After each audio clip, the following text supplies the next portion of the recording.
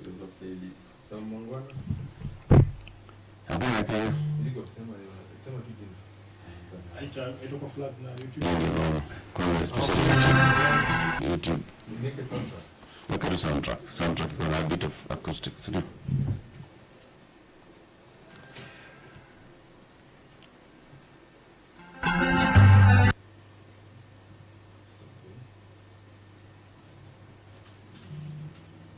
You keep playing our little things that keep playing. Sana. Everybody was going. Let's get a clip. Employees, you go to it very much. All my employees, you. I am not arrogant. All my employees love me. I am as gentle as a You start with that. business. Ndio ile Monitored kerosene semi came to my house. So what we'll do is at 7, we'll play this. it's this one. Just because I am as gentle as a dove. I want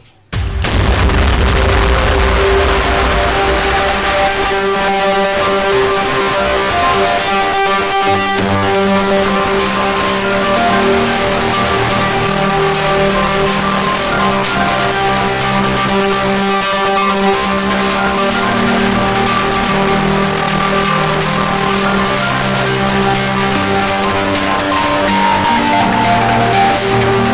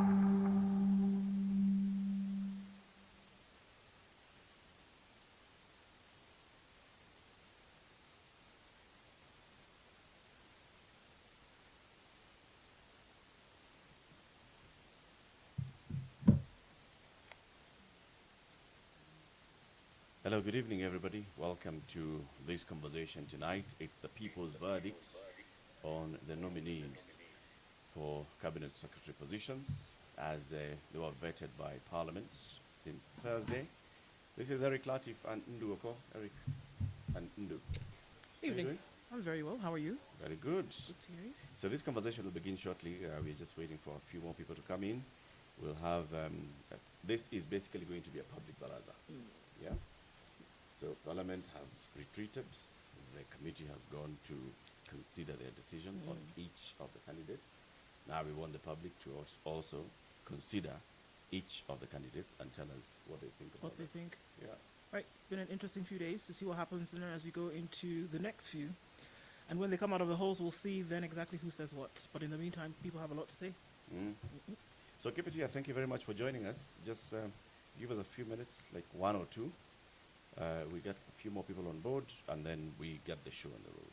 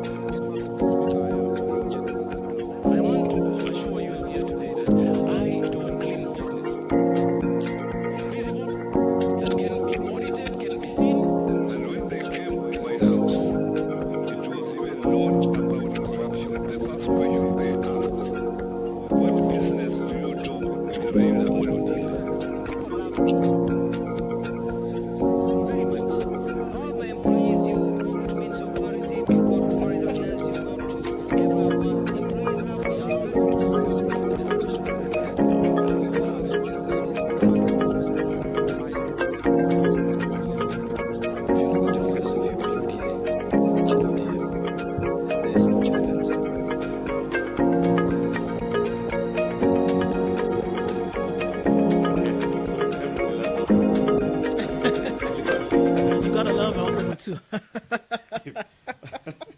Wherever he's been to, whether it's a Machakos County government, whether it's a office spokesman, wherever, everybody loves Alfred Mutua, right? He was voted the best, what was it? Best governor in Africa? Was was it it? not? Was it not? You got something like that? Yeah, I think he even said it during the vetting session Yeah. and said that he was actually voted the best governor in Africa. He was not a member of parliament, from my memory, and the position that he held was that governor, and he, for some reason, believes that he was the best. Mm. Oh, okay, well, there was a poll, or there was some voting, or there was an award of some sort, which he did get, actually. So, you know, everybody loves him. Kipchumba is not arrogant. He does not know what the word opulence means. In fact, he doesn't. I mean, far be it from him to be labeled as one who is arrogant, when some words that you've used to describe him, he does not know what they mean. This is some of the stuff that we hear during the vetting, is it not? Yeah, it's interesting. Thank you very much for joining us, everybody. Welcome. This conversation is happening live on X Spaces. We are also streaming live on YouTube and on Facebook. On YouTube, the channel is Eric Latif. On Facebook as well, the channel is Eric Latif. It's Eric Latif and Nduoko. And tonight, this is the people's verdict on the cabinet nominees. We want you to vote. So, the voting started on Thursday. Ndu. Yes, it did. Speaker of the National Assembly said, as the chair of that committee, said, yeah, we have received several memoranda from the people. We have a timetable of who's going to appear before us on Thursday, on Friday, on Saturday, and on Sunday. Of course, we still have the two latest nominees who are yet to be vetted, but the other 20 have been vetted, right? And let me just read the 20 and then we can talk about them. Okay. Professor Kithure Kindiki has been nominated to be CS, Interior National Administration, and he's back to that office. John Badi in the National Treasury. Kipchumba Murkomen, Youth, Sports and Creative Economy. Wycliffe Oparanya, Cooperatives and MSME Development. He's the man now who's going to be in charge of the Youth Fund, should he pass this hurdle. Rebecca Miano, Tourism and Wildlife. Opio Wandai, Energy and Petroleum. He's the one who will be looking at when we see the price of petroleum going up. We ask him questions or two. Or there's issues with energy and the cost of electricity. Or we want to get more solar, and we don't have. So it's a pure and die if he's passing through this hurdle. Justin Muturi, the former Attorney General, now moves into public service in the nomination. Salim Vuria has been nominated to take over meeting. That's investment, trade and industry. Dr. Alfred Mutua, Labor and Social Protection. Hassan Ali Joho, Mining and Blue Economy. Deborah Barasa, Health. Aiden Duale, Environment, Climate Change and Forestry. Davis Chirchir, Roads and Transport. Soipan Tuya, Defense. Eric Muga, Water, Sanitation and Irrigation. Stella Soilangat, Gender, Culture, Arts and Heritage. Andrew Karanja, Agriculture and Livestock Development. Margaret Ndongo, ICT. Ali Sohome, back to the Ministry of Lands, Public Works, Housing and Urban Development. She's the one who is in charge of that dream to get affordable housing into reality. Okay. We're still there. If she passes this. Okay. And then there's Julius Ogamba, who's been nominated to take over the education docket. Your pet docket. So we are running a poll on X, on Eric Latif at X. You'll find a thread there with a poll, and we have each of these cabinet nominees. What we would like you to do is we'd like you to get there and vote yes or no. Yes to each of them or no. And then during this conversation, you can also go into the comments and tell us why. Why are you saying yes to so-and-so? Why are you saying no to so-and-so? Post a comment, and then we'll be sampling as the conversation continues. Indeed. I mean, there's already the sentiment in terms of what we're looking at here, whether, certain names who were in the previous cabinet should have been brought here at all. And that it was disbanded, and what the Constitution says about it, and whether or not these names should have shown up on this list from the president. And I think that's a major bone of contention for a lot of folks, whether you're looking at it from an individual point of view, or whether you're looking at it from, a constitutional point of view, that should some of these names have made it back onto this list. That notwithstanding, the folks have come before the vetting committee, and they've essentially pled their case. They've made their net worth known. Yeah. Some interesting figures there, which I'm sure we'll go into at some point as well. But they've essentially hoped to come forth as gold for the vetting committee after the retreat to come and say yes or to say no. But there are very many issues that are underlying in all of this to say the folks who are essentially going to come and run government for the next 2.5 years, are they worth this call because that's exactly what it is. Yeah. What is it that Parliament should be looking out for? You know, the law gives us the marking scheme. There's the Constitution, the tenets of the Constitution. There's Chapter 6 on devolution. There's Article 10 on values of the country. And then there's everything else when you serve in the executive. Who are you and what do you do? There's the Leadership and Integrity Act, which talks about personal integrity. And of course, the other thing is you are expected to be competent and up to the task. Yep. Are you up to the task? Are you able to do the job? Are you that you've been nominated to do, that you're appointed then to do? If the previous cabinet was disbanded because the president felt that there were people there who were not performing, and the president thought that he did not want to bring back some people because they were not performing, is he then saying that he thought that the ones that he has brought back, the 10, were performing? And then if you just go back into that, the second thing is the level of personal integrity. What does personal integrity mean? What do you mean with some rights? Well, I mean, when nobody's watching, what do you do? This is the question.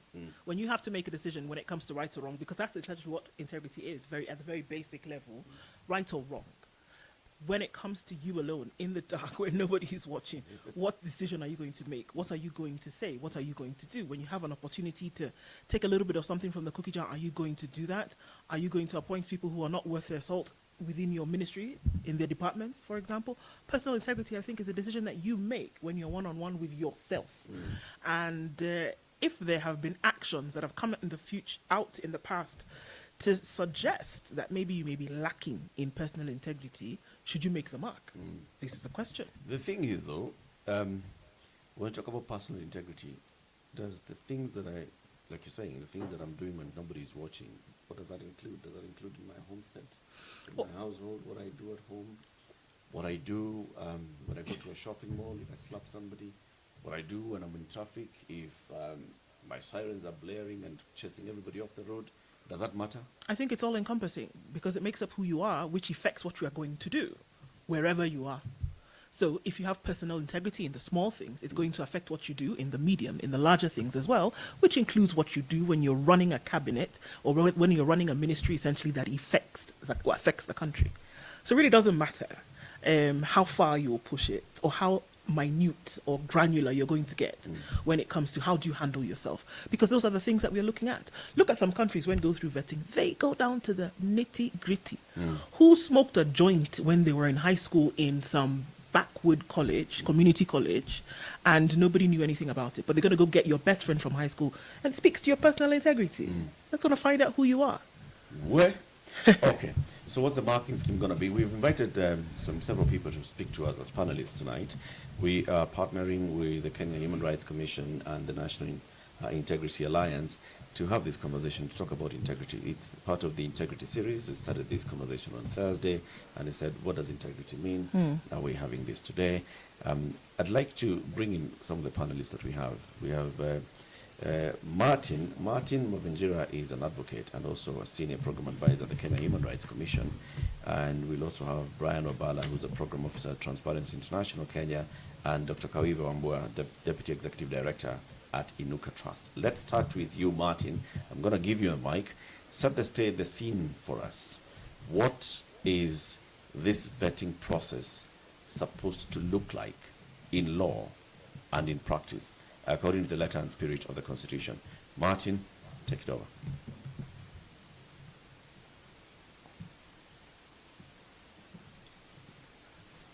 Thanks, Latif. Good evening, colleagues. Good evening, ladies and gentlemen. I'm Martin Mavenjin. I work with the Kenya Human Rights Commission. Why?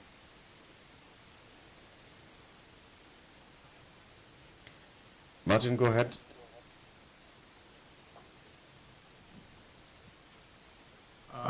Thanks, Latif. Good evening, ladies and gentlemen. I am Martin Mavenjina. I work here with the Kenya Human Rights Commission, where I serve as a senior program advisor for transitional justice.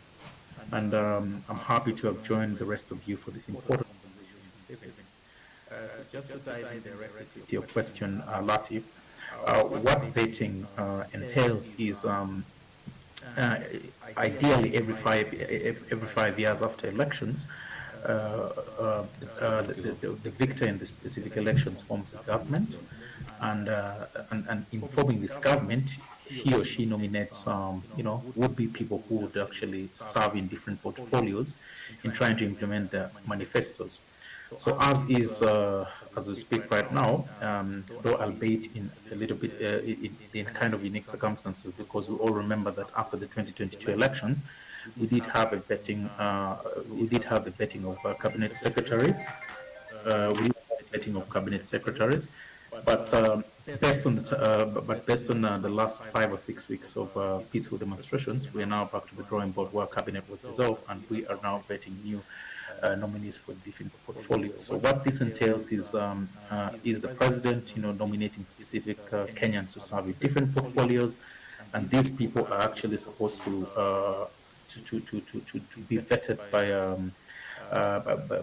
the speaker, by Parliament. Usually, it's a committee that is chaired by the Speaker, his deputy, and the clerk, or they'll designate. So this process entails, looking at the suitability of a specific candidate to serve in that specific docket. Now, in looking at that, you look at the academic credentials, you look at their past public service portfolios, you look at the aspects of integrity, and also whether they actually meet our constitutional threshold of leadership and integrity as laid out in Chapter 6. You also look at aspects of whether the respective nominees have got any criminal record or have a tainted past. So ideally, if you look at the way vetting should have been done as it was envisaged by the framers of our constitution, then it simply means that the standards should have been set exceptionally high, Latif and colleagues. But as your guess is probably as good as mine, what we have witnessed in the last couple of days is more or less of a rubber stamping process. I can't say without a shadow of doubt that there have been various petitions or memorandums that have been submitted by Kenyans, by civil society organizations, and by a whole lot of people, challenging the suitability of some of these people who are actually vetted by Parliament. But as your guess is as good as mine. Nobody. The committee that was chaired by the Speaker was not. They did not object to any of the prospective nominations, which is actually strange because in any progressive democratic country where the standards are actually supposed to be high, like Kenya, and what is actually reflected within our constitutional dispensation, you would expect the people who were elected to represent us to listen to the voices of Wanjiku. There are petitions, very weighty petitions that were submitted against some of these nominees. But it's strange, Latif, that colleagues that yes. How do you know that there were weighty petitions? Did you see the petitions?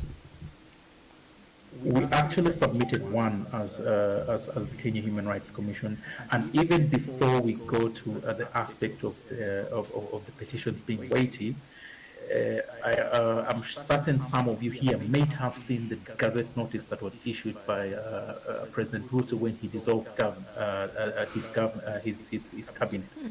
And the reasons for the dissolution of his cabinet border around 4 things. One, his then cabinet secretaries were unaccountable, they were inefficient, they failed in the aspect of public trust, and they basically failed to deliver on their mandate. In fact, when you read the Gazette notice, it clearly gives you a legal basis as to why the president is dissolving cabinet. So you can't dissolve cabinet with the same players today and then wake up a couple of weeks later and say that, oh, these fellows are actually suitable to serve. Remember, they serve in public office, and they are Chapter 6 of our Constitution lays clear parameters on what is expected of a public officer. So when the president chose in his wisdom that he should dissolve cabinet and his cabinet in its entirety, it simply means the whole lot should have gone home. So what's the weight, Martin? Sorry if I can interject there. What is the weight of a Gazette notice coming from the office of the president? And if it gave these parameters, which you've reminded us of, how weighty is that? And is it something that you can just come back later and wave off that, like, it doesn't really matter? Because some of the things that we speak about here are huge. We are talking about unaccountability, inefficiency, failure to deliver. But for some reason, the same individuals who may have been spoken of in this manner then are brought back. So how weighty would a Gazette notice coming from the office of the president be, really? Thanks, Do. So the Gazette notice that was issued by the president was actually extremely weighty because the legal ramifications of the same simply meaning that, put in plain terms, it simply means that those fellows were sacked for failure to perform. Right. Now, if they were sacked for failure to perform, because it's within the president, you see, the president is the appointing authority, so the Constitution, donates to him the power to form his government, and the same Constitution also lays down grounds on which the cabinet secretary can be relieved of his or her duties. So the president exercised his executive authority, and based on the advice that he could have got from his cocktail of advisors, he decided to dissolve parliament, and he decided to dissolve his cabinet, and he clearly stated the reasons why he was actually relieving these cabinet secretaries of their duties. And in doing so, he also alluded to the fact that he wanted to form, an inclusive government, one that is reflective of Kenya, one that would be, and if you read the Gazette notice clearly, he also alluded to having listened to the voices of Kenyans, and so if you look at all that, then by the stroke of a pen, the Gazette notice that he issued would actually relieve all these fellows of their duties, and it simply means that they, as public officers, actually failed the standards that are laid down under Chapter 6. Now, fast forward, you can't come back 2 or 3 weeks later and say some of the same fellows have actually been sanitized of this failure and actually been brought to serve in different portfolios, albeit just albeit being moved to nominated to other dockets. Because when you look at how a public officer is defined within our constitution, or even within the Interpretation Act, is somebody who actually holds, who serves in a public office for and on behalf of the benefit of all Kenyans. So, to answer you, Do, that Gazette notice was actually quite weighty, and unfortunately, what we've just witnessed the past couple of days is actually a constitutional coup that has been aided and abetted by Parliament. All right, thanks so much for that. At this point, we're going to say welcome again to Kawive Wambua, who is the Deputy Executive Director of Inuka Kenya, and we'll just welcome your insights on that. Kawive, karibu. Thank you so much, Duoko and Eric. To this question, thank you, and good evening to all Kenyans and listeners, other listeners present. I think it's an important topic for us to discuss. The reason why in late 2022, Parliament, I think it was one of the nominees now, the then nominated MP for ODM from Homa Bay, who was John Buddy, who said that let us give the president his skunk. No, let's let him have his skunk, and that was even repeated during the course of his the course of his interview the other day in Parliament before the Committee of Parliament. And I would say first, as a first step, that no, this process is not supposed to be a joke. It's not supposed to be a PR exercise. It's not supposed to be a process where people posture in public as if they are doing it. It's supposed to be done. And in my view, apart from the constitutional provisions that are well outlined in Chapter 6 of the Constitution, there is the requirement that Parliament, the committee, actually delves into specifics of personal conduct, personal historical behavior in public spaces and otherwise.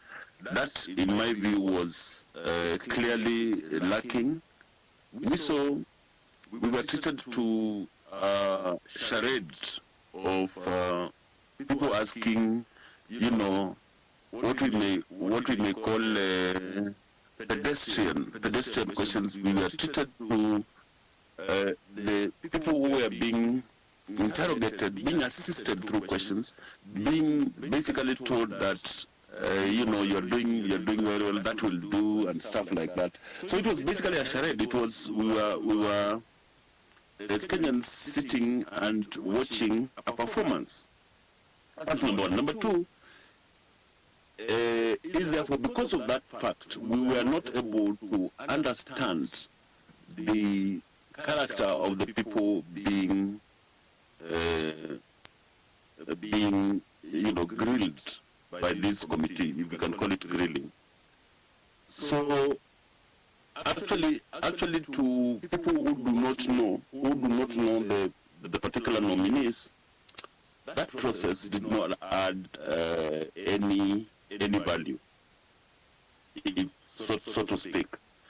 The reason why I think Martin has stated that the Constitution, Article 75, Sub-Article 3, is very clear that people have been dismissed from their jobs not be reappointed. So the ones that have been reappointed, maybe we need to ask ourselves, why was it like almost mandatory for the president to reappoint them? Why did he feel with this cohort of advisors or with the deputy president that these ones must come back? What is it that they had done in the previous? If, for instance, we are talking about specifics, and you look at Professor Kindiki, a professor of law, who is coming back to the interior, in charge of the police and in charge of other administrative functions. And we are seeing, from when the protests began, sometimes in June until now, more than 60 people have been killed. There are many others who have disappeared and others who are unidentified and lying in various morgues across the country. And nobody, not a single person, not a single officer has been prosecuted for that. We are seeing that the organs that are formed by the Constitution and other laws, like IPOA, the Kenya National Commission and others, these institutions have been so defunded and so undermined that they are not able to execute their mandate as outlined in the law.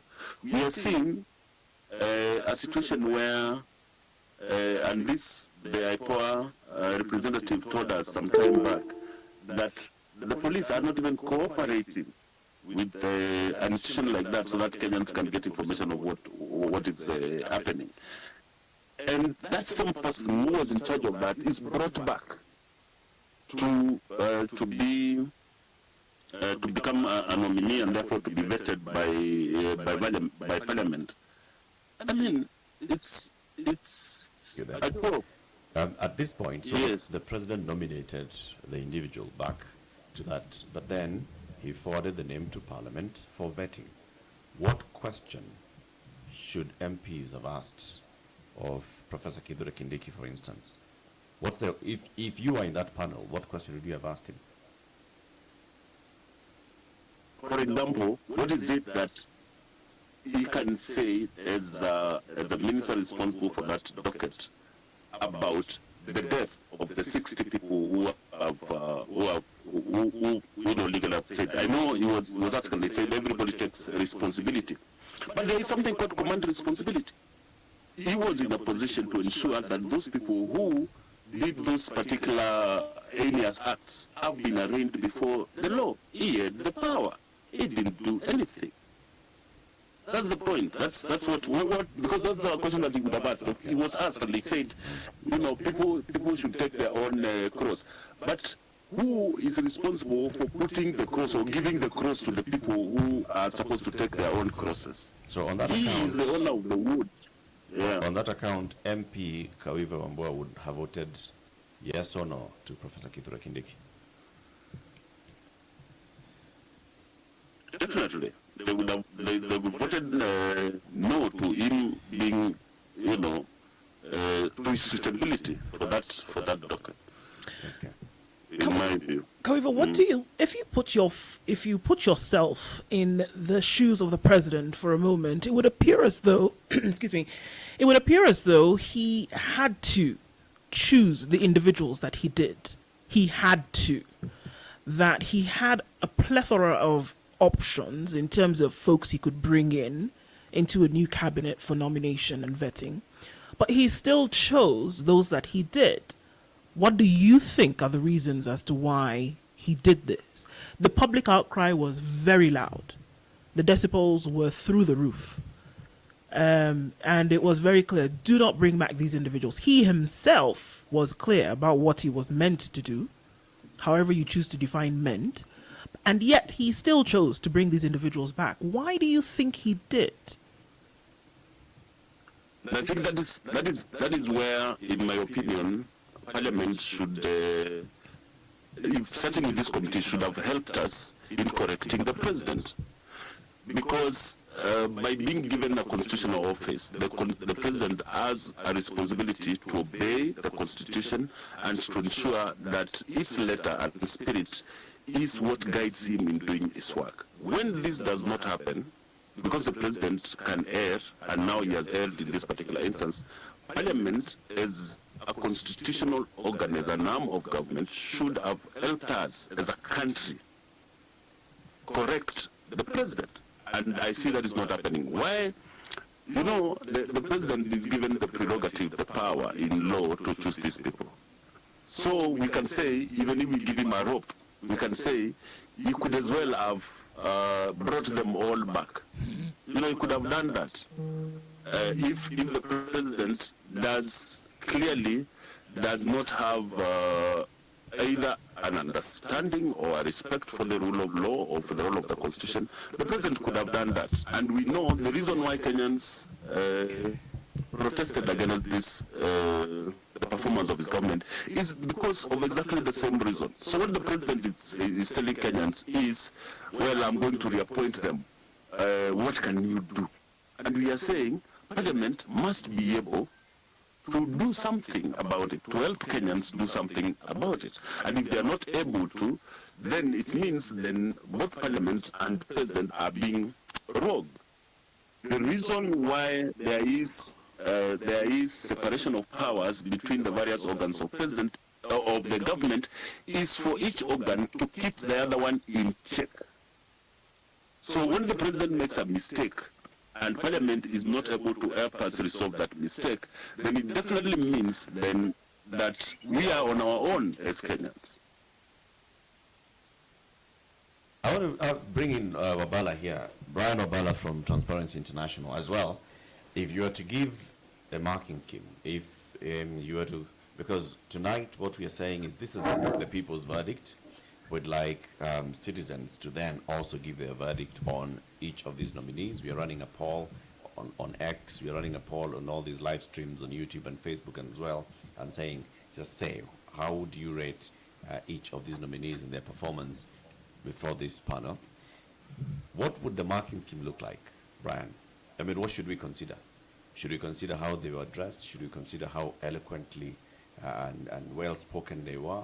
Should we consider how much camaraderie they were able to generate with their interviewers? What should we be looking out for? What is it that should make someone say, I think so-and-so deserves a slot in the cabinet? Brian. Thank you very much, Eric. It's really indeed a laughing matter. I should say this, that the vetting, let me respond to the question and by extension an answer to that question. What entails the vetting, what vetting entails, Eric, is that once the president has nominated his nominees and sent the names to Parliament, the exercise, the entire exercise is governed under the Public Appointments Parliamentary Approval Act, which prescribes 3 important criteria for consideration by the committee. This is the professional training, experience, and personal integrity of these nominees. I dare say that this entire exercise was a lip-glossing exercise. Previous speakers have mentioned that we also, the entire exercise seemingly looking like a parade, yeah, ticking some boxes. I wish to say this, that I didn't sit to watch through all the interviews, but I think I watched about 4 of them, and I will talk about 2. When I was watching Mbadi's interview, I saw the speaker barely aiding, supporting him to answer questions, yeah, to a point where the nominee had to shut up and wait for the speaker to complete certain statements on his behalf. Yeah, I was equally shocked to see that the nominee for education was not asked very important questions as to how he'll provide direction and governance on that ministry. He was not asked what he thinks about the issue that is bedeviling the education sector and what difference he will bring. Very important question to have been asked. He was not asked. But all is not lost, Eric. I want to believe that with this conversation, that the committee, because it still have a chance, looking at the process that has been stipulated under the law, looking at the process, we hope that this committee, and I don't want, probably this is just a wishful thinking, because we already can tell what might come out of this process. But this is what I'm hoping, that this committee in its report, when it finally writes its report and submits to Parliament, to the plenary, it will refuse to recommend certain names to be considered for appointment as cabinet secretaries. My colleagues have mentioned at length about the law relating the CS. Once they have been dismissed, they cannot come back to occupy any state offices as provided under Chapter 6, particularly Article 73. It even makes it worse even for the Attorney General. Yeah. For cabinet CSS, we might engage in an academic exercise and say, but probably since the president did not cite any particular reasons, and probably they can come back. But for someone like the Attorney General, the president quoted Section 12 of the Attorney General's, or the Office of the Attorney General's Act, which provides for various grounds upon which the Attorney General can be removed from office, without specifically relying on any grounds to remove him from office. So this can be taken that the Attorney General was removed from office under all the grounds, including incompetence, inability to deliver, corruption, and mismanagement of his office. So how can this same individual be proposed to occupy a state office? Brian, if I were to ask you, I mean, rating for these interviews, out of 10, I'll give it 12. I give it 2. Okay, so you've given a dismal 2 out of 10. If I were to ask you some of the questions, perhaps, Brian, that would elicit the kind of responses that people essentially were looking for, what would that be? If you were to do a snapshot, let's take education because you mentioned it, let's take the Attorney General, let's take even health. What would be some questions that you would ask or that should be asked that would have elicited the response that would have convinced public or even parliament one way or another that these were actually the people that should sit in those positions? The anti-finance bill protests, of the 3 criteria that I've mentioned, the public is more concerned about personal integrity more than academic excellence. People are concerned as to whether these individuals are being fronted to power, whether they will be able to utilize state resources in a manner that is prescribed under the law. Of importance to me, if I had an opportunity to sit in that committee, most of my questions will revolve around integrity questions to all these individuals. For example, the former governor of Kakamega. This is an individual that has so many cases that are pending in court. In fact, in a very suspicious way, on Friday last week, the Director of Public Prosecution decided to drop his case, the case against him, that the office itself had decided to open a case against sometime last year in December. They decided to drop the cases. So this man, he appears in Parliament when his integrity is still being yet to be cleared by a state office that is mandated to clear. My questions will center mainly on the question of integrity and experience to do the work. But then, Brian, I think there's case law and there's practice that has already set that bar for integrity, right? In the Mumo Matemu case and the others, where until and unless somebody has exhausted all avenues of appeal, then you cannot really bar them from holding public office or state office.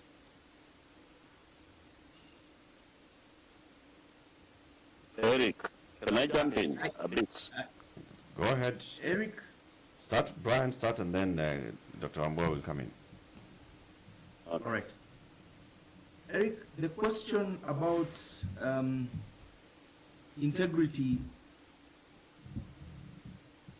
Eric, this question, I agree that again we cannot purport to accuse individuals unfairly. Also, because I understand that in law there is principle that until you are guilty, you're innocent. Until you're innocent until you're proven guilty. The question of integrity, Eric, is that, in fact, for this particular case that I'm talking about, this individual, it's not that he has exhausted. He has active cases in court. In fact, I would say this, that Eric, the former governor dared to lie on oath. He dared to lie on oath that, to the effect that and I'll avoid to make certain statements because again I don't want to risk being accused of having already made a ruling when courts have not pronounced themselves on the same. But I would say that, Eric, for as long as your integrity has been called to question or is being called out,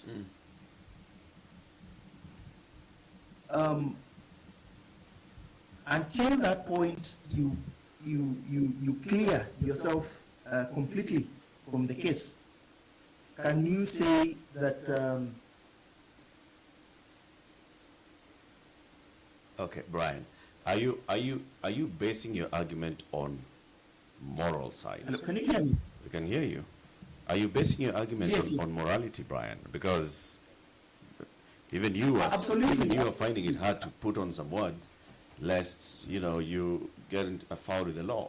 So is it about morality? And if it's about morality, so what are the standards of morality?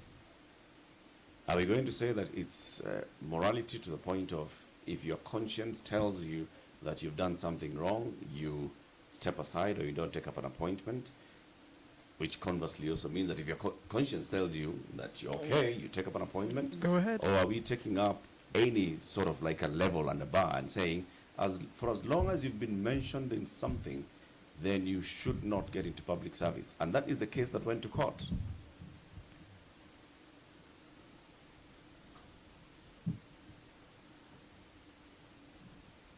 Brian?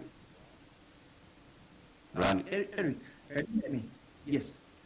So this question, it's a moral question, and I agree with you on that, to the effect that if we are not, if you're not, and I think we'll always find, and this is one of the challenges that the law around this issue always finds it. We always find it difficult to get such individuals out of power, because they will always rely on the fact that for as long as they have not been successfully accused, adjudged to have engaged in corrupt conduct, then they can be allowed to serve in a public office. However, out of morality, the question of morality, it follows that if you've been adversely mentioned to have engaged in a misconduct, then it follows that the law applies to you to the extent that and I think let me on this, although it was a tribunal case that was against that case against Nancy Baraza, I think the standard that we should apply should be that was applied in the tribunal, where the question of morality had more preeminence in determining whether an individual can hold a public office. It's interesting that you say that, Brian. And maybe at this point, if we can look at the law a little bit here, and maybe at that point Martin can jump in, because the question here is that in terms of practice, what we've seen happening in Kenya over the last 10, 20 years is that have we seen instances or situations where individuals have stepped aside from public office by virtue of the fact that they've been called out, whether they've appeared in court, charged or otherwise? Has the practice been that individuals will decline to accept a position based on the fact that their names have been adversely mentioned, or that there's been a question about whether their integrity standard has been up to scratch? So there's that in terms of the question of practice. But in terms of what the law says, should you vacate office, should you decline to accept a position if there is a question about your personal integrity? And then what the law says as far as all of this is concerned, where would we be, Martin? Thanks, Joe. So just to get back to the question that was raised by Latif and also your question, when you look at articles, first and foremost, I must mention that we have a very progressive constitution that sets extremely high standards when it comes to integrity.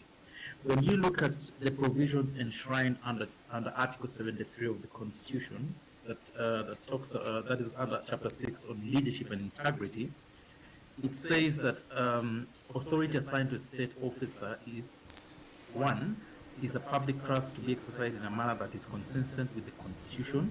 2, demonstrates respect for the people.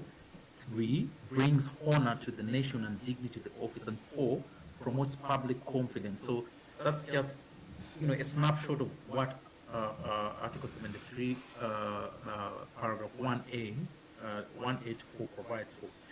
So when you look when you look at some of the nominees, especially Mheshimiwa Oparanya, his conduct as governor does not inspire confidence in very many Kenyans. There were several submissions that have been made by members of the public, by civil society organizations, opposing his nomination, together with a host of other nominations. But like I earlier submitted, in cases as good as mine, Parliament seems to have abdicated its duty to actually properly vet these people. And if by extension I can try to answer both your question and Eric's question, when you look at the history of public office, I mean those who have served in different capacities in public offices, I think it was during President Uhuru Kenyatta's regime whereby he asked a few CSs to step aside, but they did not do it on their own frolic. In fact, if you look at many of our past people who have served in different capacities, they usually do not do it on their own frolic. It actually has to be, an instruction coming from your superior, who by that time the president asking you to step aside, such as investigations can be an investigation can be undertaken based on your conduct.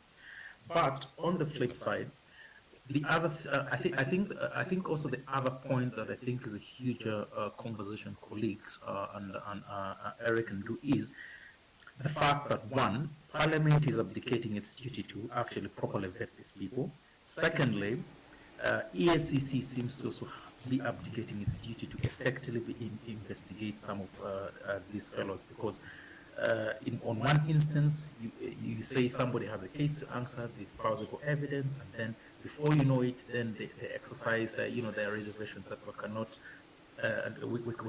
pursue with these investigations. Now, the entity in Kenya that has perfected the art of actually abdicating its duty and actually abusing a specific statutory provision called nolle prosecute means, you're no longer interested in prosecuting, is the Office of the Director of Public Prosecutions. When you look at the history of how that power has been abused, it dates back right from the post-election of 2007-2008, where we had over 4,000 cases being dropped, and the argument they put raised at that time by then Director of Public Prosecution, Dr. Tureko Kubiko, was that those cases did not meet prosecutorial threshold. So fast forward, if you look at that specific office, I mean, year in, year out, you've seen the high number of high-profile cases that are dropped, and that is the liner that is usually being used. So by extension, when you look at EACC and other investigative offices that are actually supposed to help us actually ensure that we have credible people serving in us as a nation, they have actually borrowed from the same script whereby at one point in time you're investigating somebody, you've called him to answer summons, then at the next point in time you're saying, we no longer want to interested in pursuing this case. In fact, when you come to EACC, I think earlier this year, if you all remember, there was an out-of-court settlement that EACC negotiated, I think, with then Migori Governor Obado. Now, that, Eric, and do is a classic case of abdicating your duties. When you read the law, it says that if you have actually, if you have actually been accused and the evidence before you is weighty that you actually have stolen an amount of close to 2 billion, then you have to refund a substantial sum. Now, what happened in I think, Obado's case is that he actually reached a strange settlement with the EACC whereby he was requested to pay about 229 million. Yeah. Now, the allegations before us nation was that he actually embezzled 2 billion, right? And that is actually something that was reported in the court of, it's actually there on the court of public opinion. So you can imagine that is actually a classic case of where you have an entity, EACC, actually abdicating its duty to actually to hold people to account. So the question that we all should be asking Kenyans is, do we need an overhaul of EACC? Because it seems the officials, they're actually abdicating their legally, their duties to actually effectively investigate some of these public officers who are eminent. The other thing that I may point out, Eric, and if I may, what was rather interesting in this vetting exercise is you might have noticed that many of those prospective nominees who are brought back to serve seem to have made a substantial amount of money in 20 months. In fact, what is interesting from a business point of view is that we do have corporate companies that we know actually made a couple of losses over the last 20 months. But it seems, being a CS in this regime, and when we all know, it's public knowledge what CS actually, what the salary of the CS is, what the allowances are. So when you look at the explanations that they were giving as to how their net worth increased, for instance, I remember the CS nominee for Interior said, his net worth increased by 150 million, and that was the same script by almost all those who had served. So it begs the question of integrity. You're a public officer. Have they been actually declaring, making wealth declaration forms as is required by law? Because that is where the cracks are, Eric. I mean, if you're a public officer and we know your salary, there is no way you make a profit of this magnitude. All right. So thank you very much, Martin. Everybody who's joined us as we continue this conversation. It's the people's verdict. The members of Parliament, the Committee of Parliament has finished vetting and interviewing the 20 nominees so far to cabinet positions. And what we're doing tonight as citizens is now passing our verdict after seeing how they performed, after seeing how the Parliamentary Committee itself performed. So we want to hear, what do you make of that and what do you say? There are several comments. Let me sample some of them and do. Victor says, I reject the whole cabinet. The vetting process was a charade. I do not think any of these nominees is up to the task to reset Kenya. Calvin saying the vetting process for the cabinet secretary positions was ultimately ineffective. Vetting an individual with known integrity issues such as Oparanya undermines the credibility of the process. Mama says, my verdict is that we are at a critical juncture in our nation. Appointing cabinet secretaries is not a priority. Ruto has spit on our faces with his nominees, and ODM has betrayed its followers by nominating its members. The whole vetting process has been a complete sham.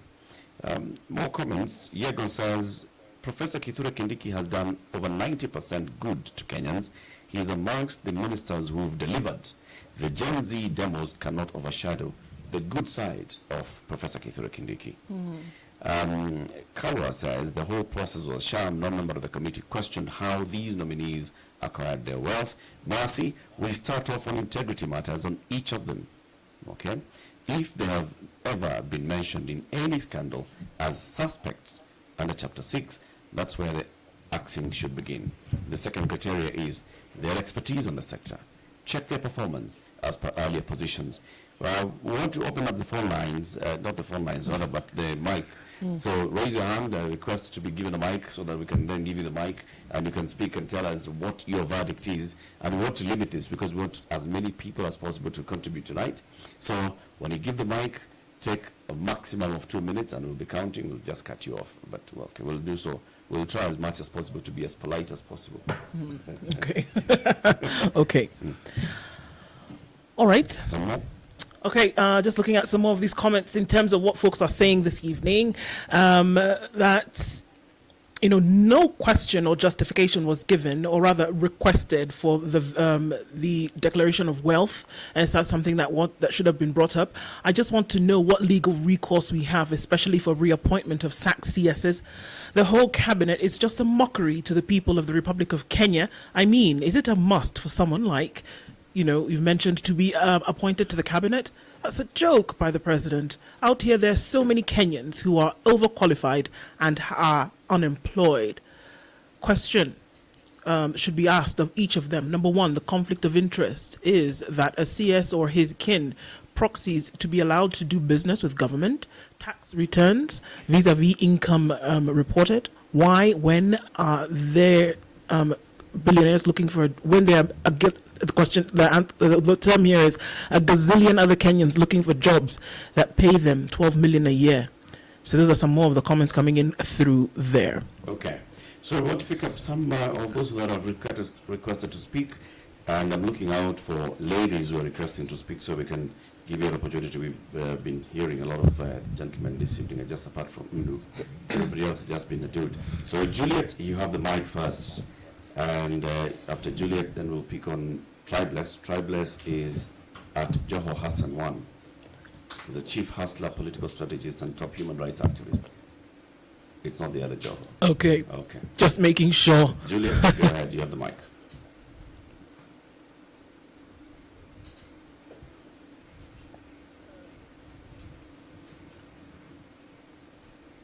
Juliet, go ahead.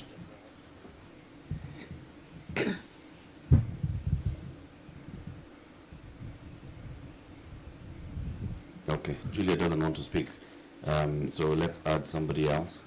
Yeah, go ahead, Tribeless.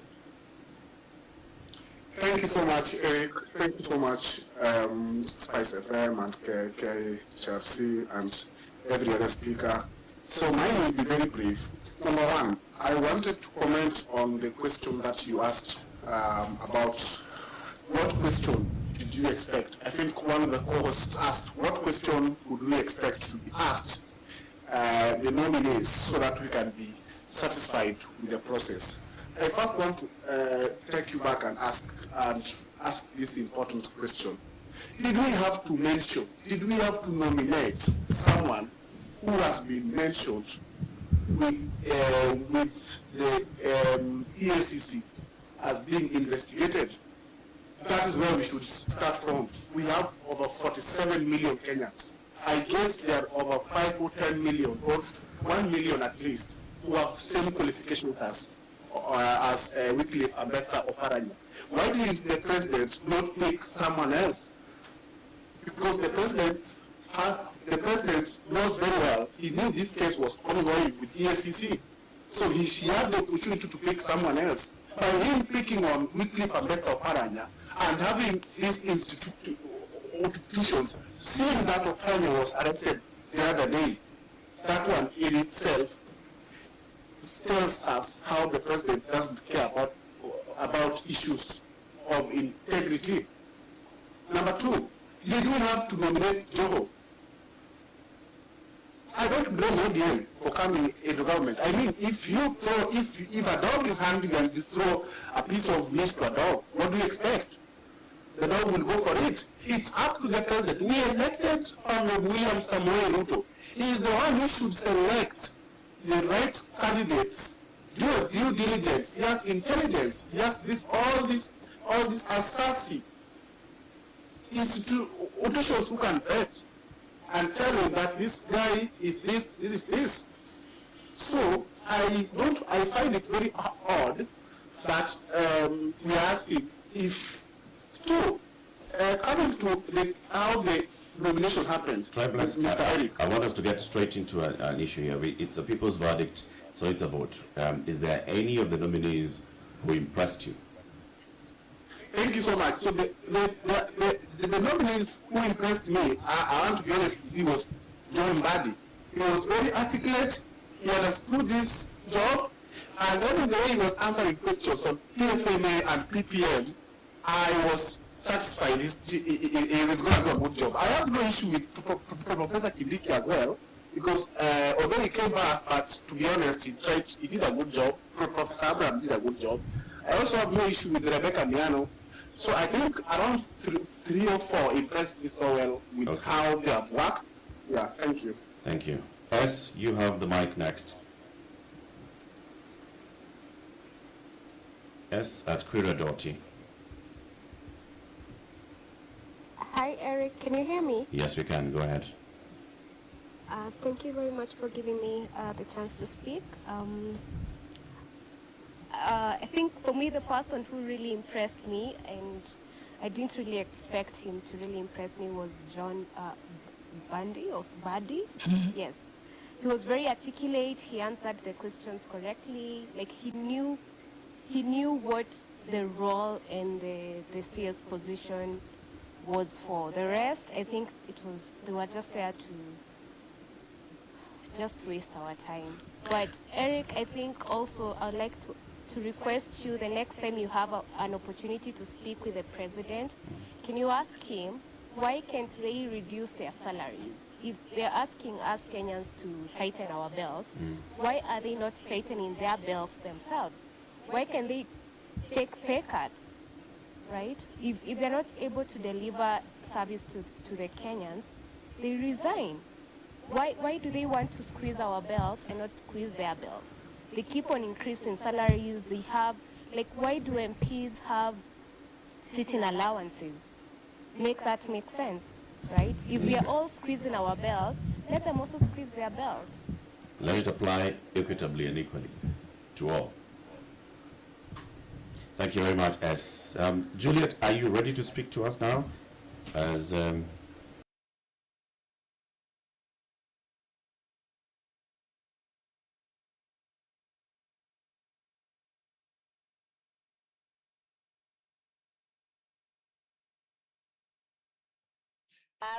Thank you very much, Eric and HRC, who is John Band the very best, but I hope that ODM will resign as the minority party and accept that they are in now in government, so that we know who is the minority team. I have trouble with anyone. I know people are commending certain cabinet secretary, because we must keep wondering what is wrong with the president. How do you dismiss people? A whole cabinet say you have evaluated their performance, then just a few days after you gazette a whole notice, you come and reappoint and renominate half of them. At that point, where is the problem? At that level, where is the problem? Because clearly some of these CSOs had their credentials. Was there a full evaluation? Was it an emotional dismissal? I think the president owes Kenyans first an explanation for playing with our mind. And remember, especially as per Article 153 of the Constitution, cabinet secretaries are individually and collectively answerable to the president. So this is where you have your supervisor, you have your boss. So when they dismiss you, we all assume that that person engaged the due process, engaged their mind. And if you recall, even before that, there was a cabinet meeting that looked like the Last Supper, so that must have been the evaluation. And he did fire everybody. He retained the cabinet secretary for foreign affairs, Musalia Mudavadi. So for sure, past reasons why he retained Musalia Mudavadi, he evaluated and decided this one, I think he has done a few good things. Then to subject us to waste our time and resources by reappointing those very, very people, I think he is missing the constitutional moment where Kenyans are demanding that we now must have ethical standards. And you know, it's also very bad that everybody had to wait. Even the Attorney General, who had security of tenure, had to allow himself to be dismissed, then come back as a cabinet secretary. Diana, I have to ask you. Home game that we keep playing in the process of this particular cabinet nomination all the way to the vetting process. These people have 28 days according to the law for the vetting process. They had all the time to make sure that one, the parliament has the resources to address the legality of the list that is provided. You never see them interrogating this. The women's movement wrote to the speaker and asked that first the list should not be considered, because that's what the court has ruled, that any appointment of cabinet or chief executive members at county level that does not meet the not more than 2/3 gender rule shouldn't be considered. But say for this last minute where he has even come close to 32, not yet 34%, all along the list was non-compliant. Yet these people hurriedly composed a vetting committee to go around that. Diana, let me jump in and ask you a question on this. Diana, I want to ask you something at the risk of going over allotted time, but I think it's important that I'm going back to, why do you think the president taking into consideration all of the things that you've mentioned, whether it is the gender issue, whether it is the integrity issue, whether it is the constitutional issue when we talk about the Gazette notice, why would an individual who heard all of this and is very and would be sensitive to public outcry still go ahead and make the same decision on some individuals? Why would somebody do that from your point of view? I would say it means he owes a certain fidelity to that political class as opposed to the Kenyan people, which is extremely wrong. I don't know what political debts are owed, but to the level where this country, millions of people expressed displeasure, and there was a sigh of relief when he dismissed cabinet. I think thereafter, in addition to declaring the public debt, it would be nice to know what these people are owed. Because partly it is also embarrassing to the presidency that you can fire people very, very publicly, and then thereafter you come swallow and say, again, they were competent. You know, we question so much. We question your capacity at all levels. We question your capacity at all levels. So, I don't know what power they have over him, but it is extremely scary because this is what state and political capture looks like. Especially when we think about the people who's come back. I don't know what stakes they have in this government, but definitely they are not good stakes for this country. Diana, thank you very much. Other speakers that are lined up, Mombasa's finest, you go first, and then Brian Osoro, you come in next. Remember, 1.5 minutes each. Mombasa's finest, go first. Good evening, all. Thank you for the moment, time you've given me. Okay, one thing troubles me so much, and I always tend to ask myself, okay, if the question of CS had to be, had to have a political answer, then why couldn't the president even give chance to the young people? We young people, I think from the bracket of 30 to 45 years, I don't think going forward, the older generation has answers for us. And I don't think we should, the government should always tend to believe and think that the older generation is the only one that can give answers to us. Seriously.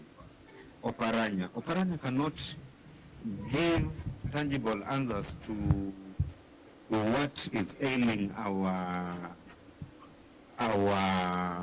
young generation, because when we come to the age whereby they need to start reaping, Oparanya will not be there. He won't be there. And I think there are young people in the government, even now, there are young people in the government who could easily be given those positions and they could deliver. Okay, they could not deliver as much as we need, but they at least have tangible solutions to the generation that is coming. Mombasa's finest, is there any of the 20? Yes. Is there any of the 20 candidates who you say yes to? Out of the 20 candidates,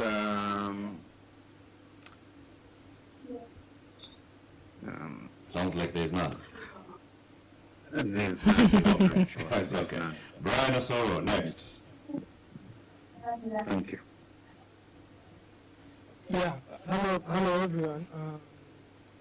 I would say my verdict on the CSS that were just vetted by the parliament. I mean, I don't know. It's going to sound very disparaging, but I think Kenya is a joke. You see, some of us who prepare for interviews, what we saw there was, I don't even think anyone would have needed any preparation. The questions were just cluster. These are not questions that are fitting of people getting roles as serious as being a cabinet secretary. But then again, I feel like we might be missing the point because we understand we have a very hands-on president who likes to do what he thinks is right. So sometimes I feel even the CSs, yes, they're just the face. But in reality, I don't think their presence there would even matter. And it's even interesting that I hear people here saying that people like Mbadi, because of how articulate he was on some of the questions that he was being asked, I feel like partly there's some political play there. I feel like ODM is going to be blamed for things that they even in the first place, they would never have solutions to because a person like Mbadi coming in, so apparently he's the one that is going to fail this economic situation that Kenya has. I mean, I feel like whatever happened or whatever has been happening is an indictment to us as Kenyans, and then also what we consider as our leadership. So, Member Osoro, what's your vote? Yes. None. None of them passes. Yes. Yes. Thank you, Brian. Let's bring in a couple of more speakers. Victor, you'll go first, and then Abdul, you come in.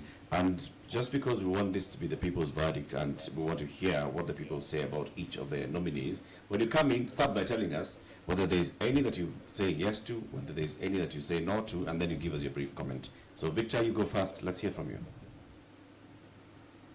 Yes, thanks, Eric. And can you hear me? Yes. Yes, we can hear you. Yes. So I watched some of the interviews or vetting, if you want to call it that, but none of them really impressed me. I mean, I could say, okay, maybe Mbadi did something, but the only reason why Mbadi looks like he did something was because the rest were awful. Like, none of them has an idea how to reset Kenya. And for me personally, even if they don't have integrity, some of them don't have integrity issues, my benchmark is track record. A lot of these people have been in public service for such a long time, but what is it that we can pinpoint and say that Duale has done this, Mbadi has done this, Oparanya has done this? There's nothing.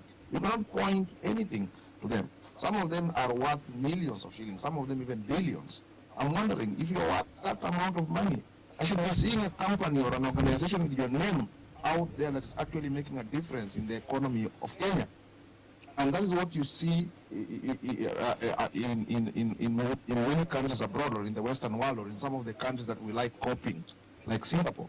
If someone is wealthy, you can tell that, oh, they run this company, they run that company, this is the amount it contributes to the economy of the country, or this is the amount of taxes that they pay.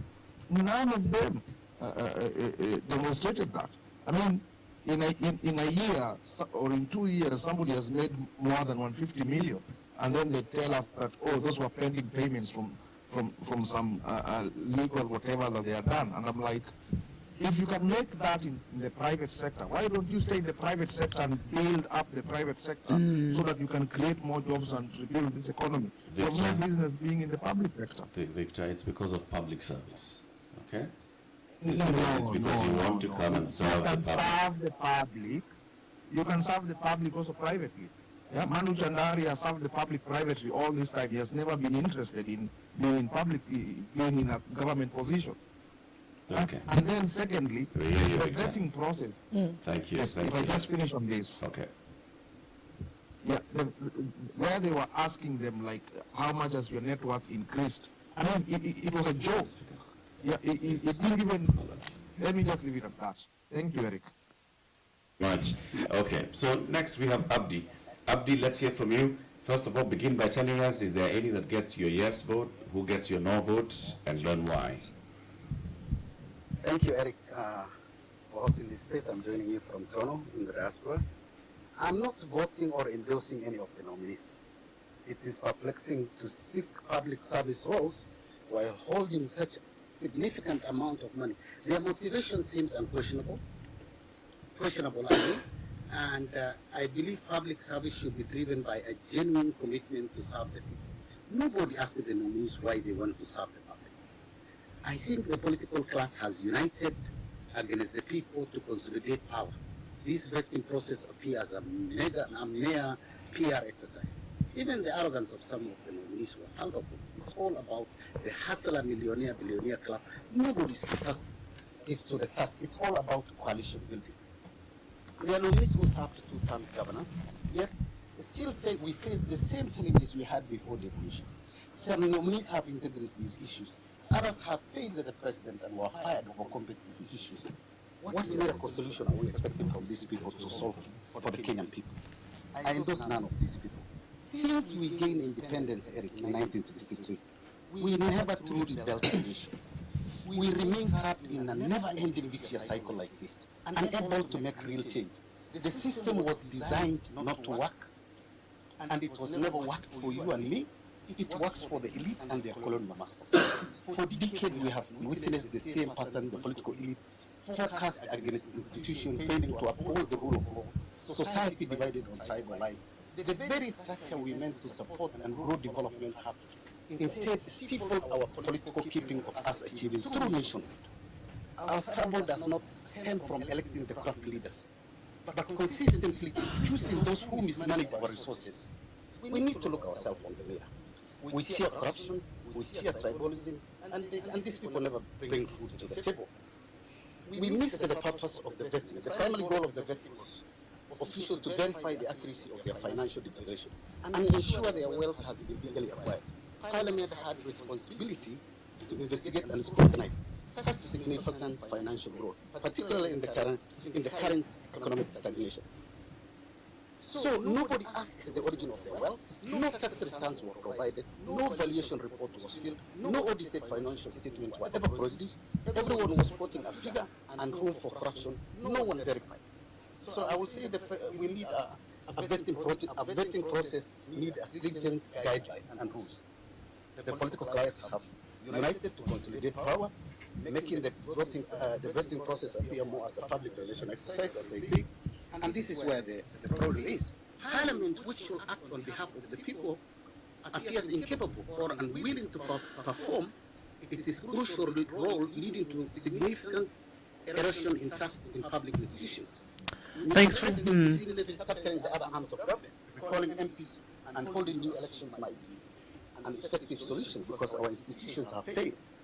Thank you very much for your comments, Abdi. I guess we'll take some more comments as we go ahead, but let's hear some of the comments that are coming in on the live chat.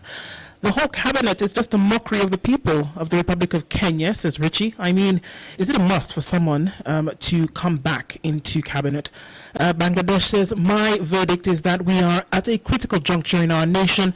Appointing cabinet secretaries is not our priority. Ruto has spit on our faces with his nominees, and ODM has betrayed its followers by nominating its members.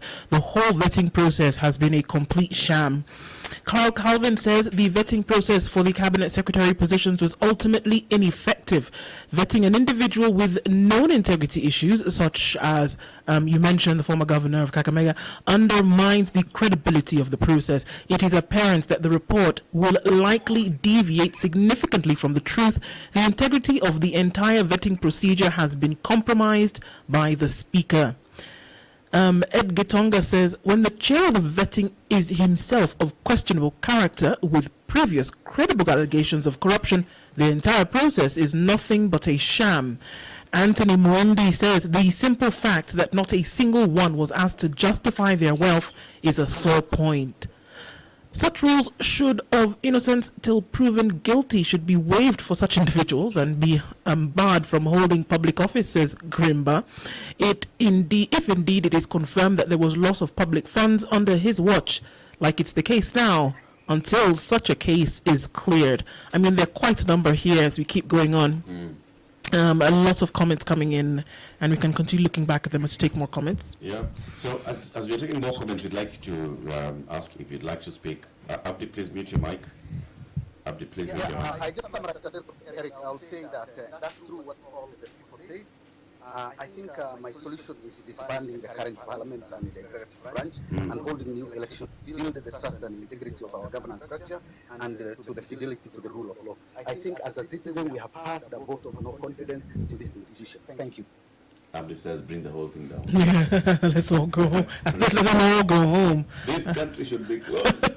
Go home.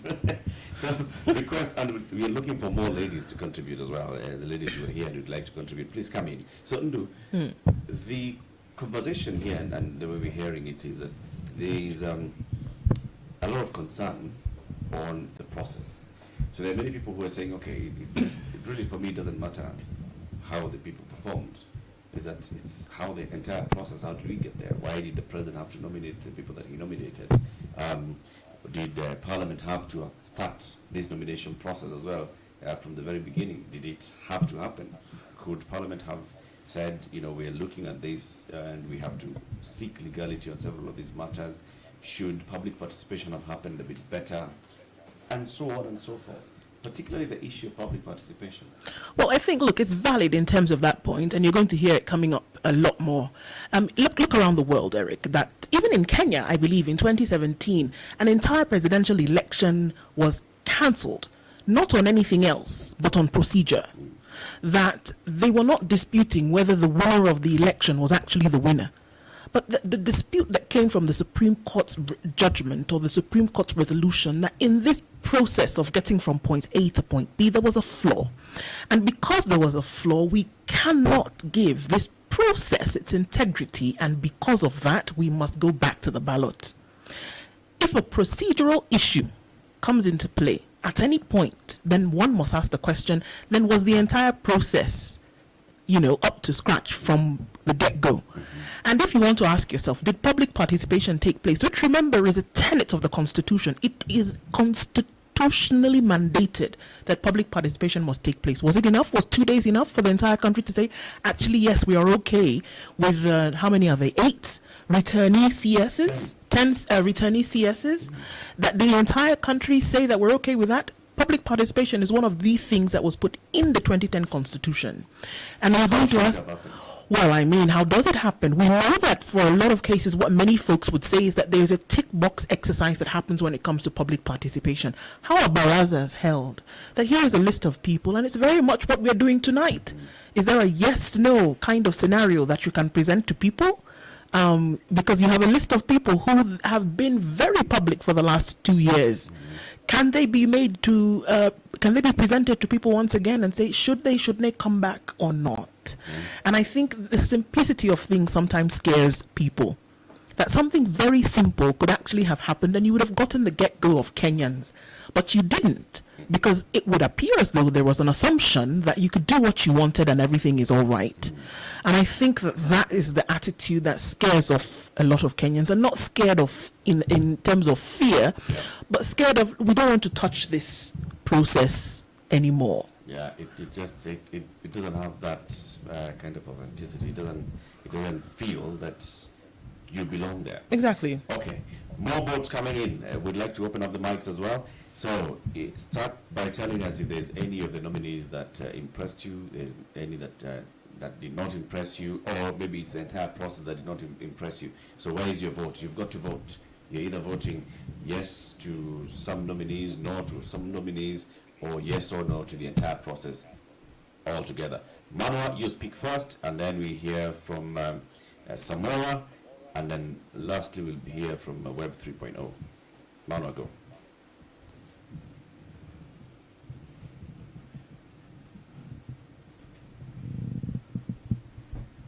Manwa, we can't hear you.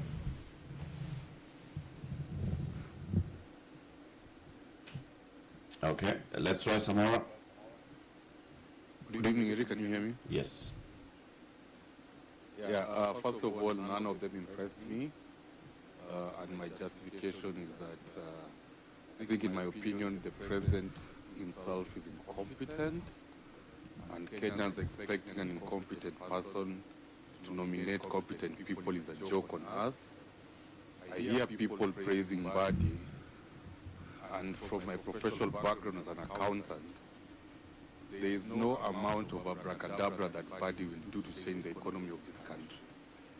If we do not go back and get the money that was stolen, the trillions of shillings that were stolen in the last regime, if we don't help people to account for the monies that were lost in the last regime, there is absolutely no magic that John Mbadi will do to turn around the economy of this country. In fact, I foresee Mbadi being one of the worst ministers of finance in this country because he put across so much theory with very little substance attached to it. In terms of the parliamentary vetting exercise, I am extremely disappointed. I literally watched almost all of those vetting or interviews, so to speak.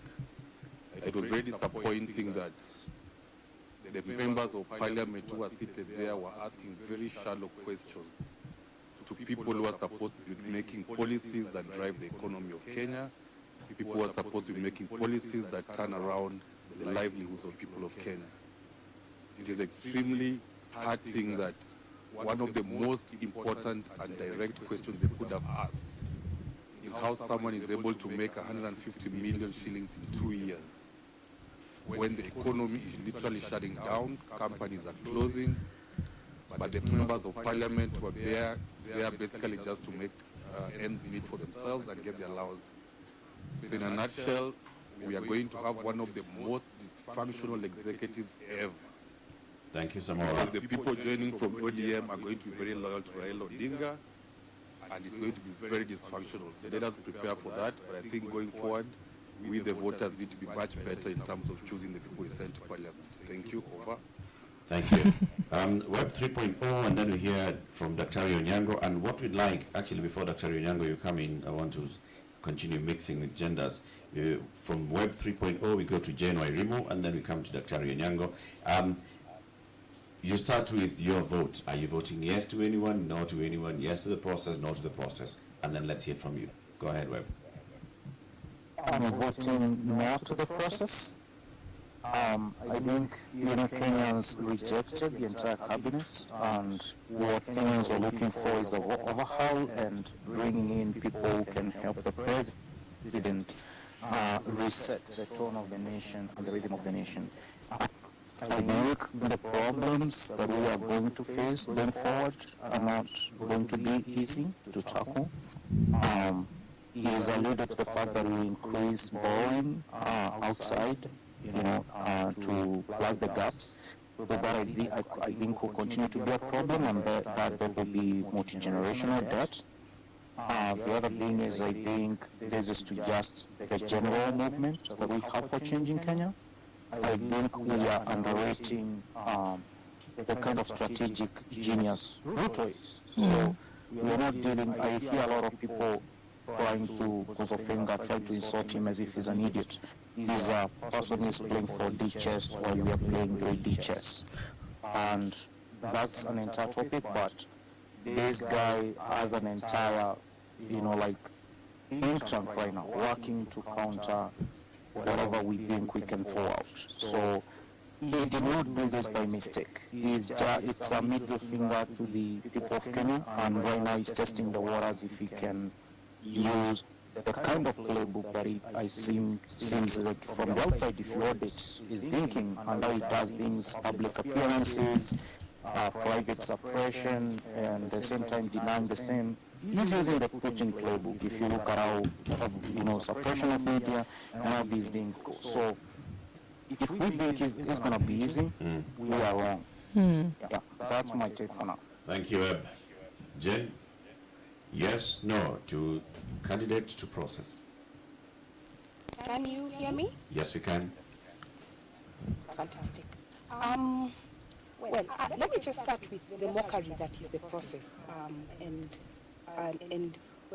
just by merely being a mockery, I think I will say a big no to all the people who have been nominated. I will start with the feedback that was given during the public participation. I think I have been able to see somewhere that there was over 800 responses that went through, of which 127 were actually affidavits that had been sworn against the respective appointments. The question is, why are we not first reviewing those before we can even go to a review by the parliament? What is this urgency that has to go through review by parliament before a call can be taken if these particular nominees actually meet the threshold or not? Why would we be having a circumstance whereby somebody is being evaluated by parliament, yet there is a back and forth between the DPP office, the EACC office? I mean, something is actually really off in terms of how we are running this country. This is a CS role. The CS roles need to be independent from the political class. We will not expect or get the performance of this country moving on to the next level or even being better if the very people who are the political class are the ones who are coming in as CS. They will not be able to steer this country to the next level. It's a mockery, it's a complete insult to the entire population of Kenya, and I think in no uncertain terms, we should reject completely this process. Thank you very much. Who is coming up next? Daktari Onyango. Oh, yes, thank you so much, Eric, for the opportunity, the co-host and all that who have spoken before me. My name is Dr. Duncan Onyango. I am a lecturer at the Technical University of Kenya. And for the process that we have seen, I think I vote no for the process. For the people who are appointed, I know it is no. Maybe I don't know about the young man who has been given water. Assuming that since I am not privy to how his name ended up there, let me just give him the benefit of doubt. Just because I am not privy to how his name got to the president. If somebody educates me or enlightens me on that matter, I can be able to judge as to why he was selected. Yeah. How he was selected, how the president came to know the young man from to give him such an important docket as water. I don't know, but I'll give him the benefit of doubt. I will not judge him because I don't know. I don't know him. He has no history, and I don't know how he got there. He has no But history. for the rest- What? Come on, Daktari. He has no history in the public domain. He has a CV. He has no history in the public domain. There's nothing we know about him. So we judge people. We judge Mbadi based on his record. We judge Oparanya based on his record. This young man, I don't know where he has come from. I don't know. We don't know anything in his public service or in private. We're just getting to know him. So for me, I wouldn't judge him. But for the rest of the team, it's a no, because what we saw was just a cosmetic exercise to rubber stamp the list that the president has sent to Parliament. I think we will begin to get serious as a country the moment we will try to do what the Constitution of Kenya 2010 envisaged as for the cabinet, the cabinet of the Republic of Kenya. Uhuru tried to do it in his first term when he exposed, he allowed people to express interest in these positions. And we saw some new names that came from the corporate world, people we had never seen in politics, and they had opportunity to display their expertise.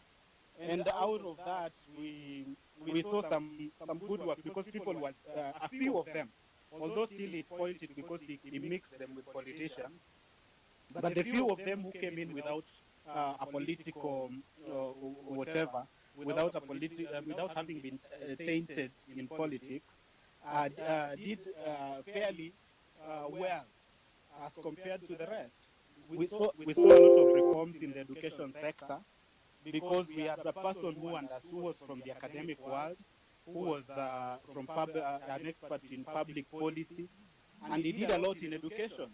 That we have to give it to him. But the same person, when you took him to the internal security, a place where he knew nothing, we saw how he fumbled with the security of this country and tainted his good record that he had in education. We saw characters like Ambassador Amina Mohammed in foreign affairs doing fairly well.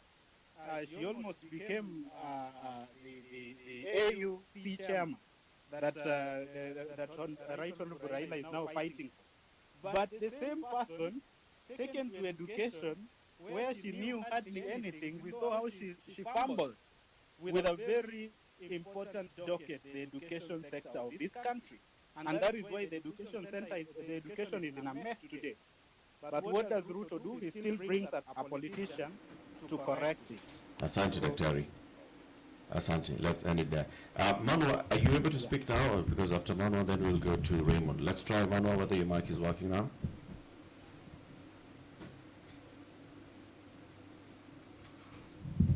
Unfortunately, Manwa, you're not able to get on. Raymond, go ahead. Raymond Matata. Yes, thank you, Eric, and first, thank you for this opportunity. I would not want to judge a person depending on how eloquent they are during vetting. I believe at one time, when we went for a job interview, we may not maybe have performed very well during the interview, but we knew that we can do that very well. Judge these candidates maybe 2 years after we have seen their performance, we can be able to judge how they have performed. Can I ask you a question? Sorry, I just want to come in on that. Just before you go on to the second point, you said that let's give them 2 years and then we can see how they can be judged. 10 out of the 22 who've been nominated have been in government before. You know how they've performed. Would you need to give them more time in order to do that? Maybe you can give an example. I believe that, for example, Professor Kindiki, I believe that he has done well in his docket. Okay, so you don't need another 2 years to see what he can or cannot do. I mean, for the new nominees, we can give them time for them to prove, not judge a person. We just look them maybe at their face or maybe how they performed during the vetting or during the interview. Okay, so for the 12 individuals, I'm sorry, I have to go back to that one. For the 12 individuals who've not been in government before, what you're saying is give them a chance. But the bone of contention here is the 10 individuals who have been in government before, namely as cabinet secretaries. Should they be given another opportunity based on their past? Or like a lot of folks are saying, they're not even be given another opportunity because they have been there before. In my again, in my opinion, I have not seen a person who has underperformed to a level that opportunity. Those who are there before. I've not seen so much a person who has underperformed to a level that they cannot be given another chance. Secondly, Eric, I've seen people so much criticize Oparanya. We all criticize until it has, because I believe that a person is innocent until they've been proven guilty. Thirdly, the term gazettement, it means that to remove an official status from some publishing the fact in an official gazette. I believe that the president did not fire the 22 cabinet secretaries. He changed his mind. And that's what is me to the gazette, according to the English dictionary. Okay. I believe that the president, this cabinet, I agree with Dr. Onyango that we should not believe in people because we have not the public record. This young man who is 32 years old was been nominated. I believe from his CV, we believe he is going to do well, and we should give him benefit of doubt, and we should believe in young people. We should not disapprove people because maybe you have not seen them in public, or maybe you have not heard them in scandals. Thank you, Eric. Point made. Thank you very much, Raymond. C. Mukeni, let's hear from you, and then after C. Mukeni, we hear from Eunice Maina, and then the real Joe. Good evening. Thank you, Eric. I'm a HR specialist. I have been in human resources for many years. When you ask the question whether we think any of the candidates either fit the bill or don't fit the bill, I think the question first should be the other way around. Was the process good enough? Was it according to the Constitution? Because if the process, regardless of how good they were, then if the process is not, it doesn't fit the bill, it doesn't align with the Constitution, then the whole process is flawed. So let's first put that aside. The entire process was flawed.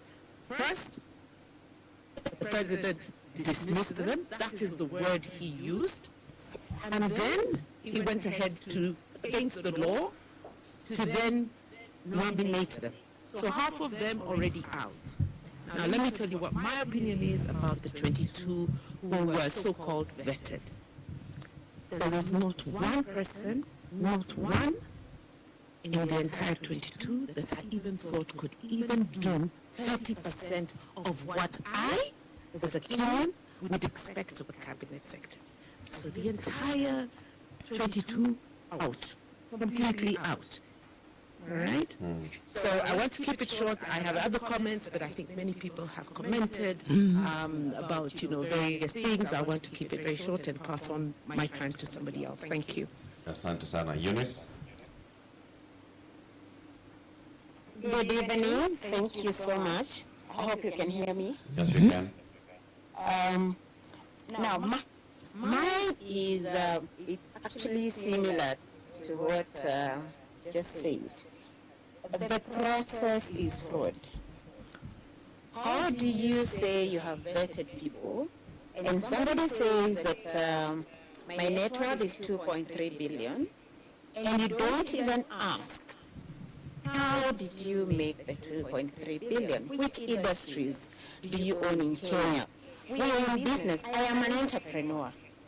To get that kind of net worth, you really need to create a product, a service that people want to buy.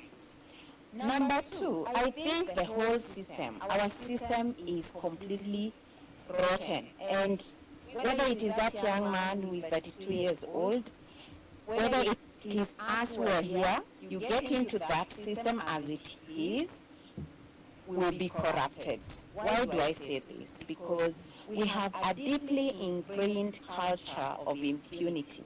It has been developing over years. And I think we need a reset, a complete reset, whereby we begin from the beginning. It's not new laws. I'm not talking about making laws. We have very beautiful laws. We have a good constitution that Kibaki gave us, but we have complete disregard for the law, for the constitution, for each other, for people. Because when you take so much, and then some people are sleeping hungry, others do not even have toilets, it's insane, it is sick. I think we need a complete reset. And one of the way I think is, I don't know whether we need to shame the behaviors we don't want to see, and we should not relent. Because this is a system we have encouraged, we have and Eric, you're in the media, please deplatform people we think are thieves. Don't give them a platform to speak to us, because we should shame them. Don't give them a platform unless they're coming to tell us, giving us a public lecture on how they made 2.3 billion, how many people they have employed, so that then we can see they're helping the nation. If it is these people, let's go for reasons. Yeah. Thank you, Eunice. The real Joe.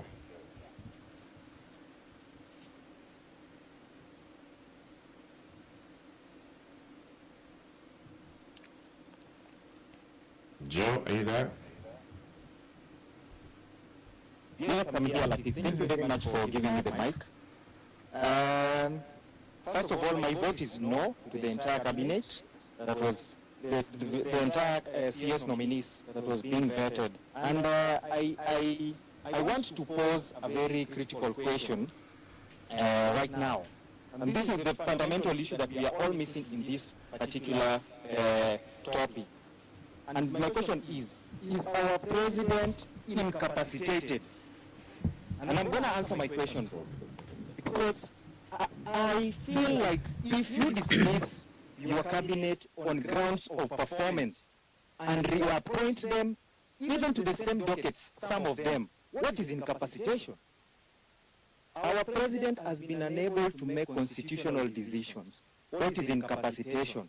Guys, we are being made to discuss something. We are not even supposed to be discussing this process. We are supposed to be discussing how we got to this process. But how did you get to this process? A decision was made that was not effective. And therefore, I believe that the head is the problem. And in my own thinking, I feel like we only have two gaps. That is the gap. These two things are the reason why we have a very, very poor public service in our country. Number one, best interest. And number two, goodwill. If we get these two things right, I don't think we'll even be having this conversation tonight. And therefore, I close by saying that we have a rotten head. And therefore, that is what we need to get rid of completely. Thank you very much, Eric.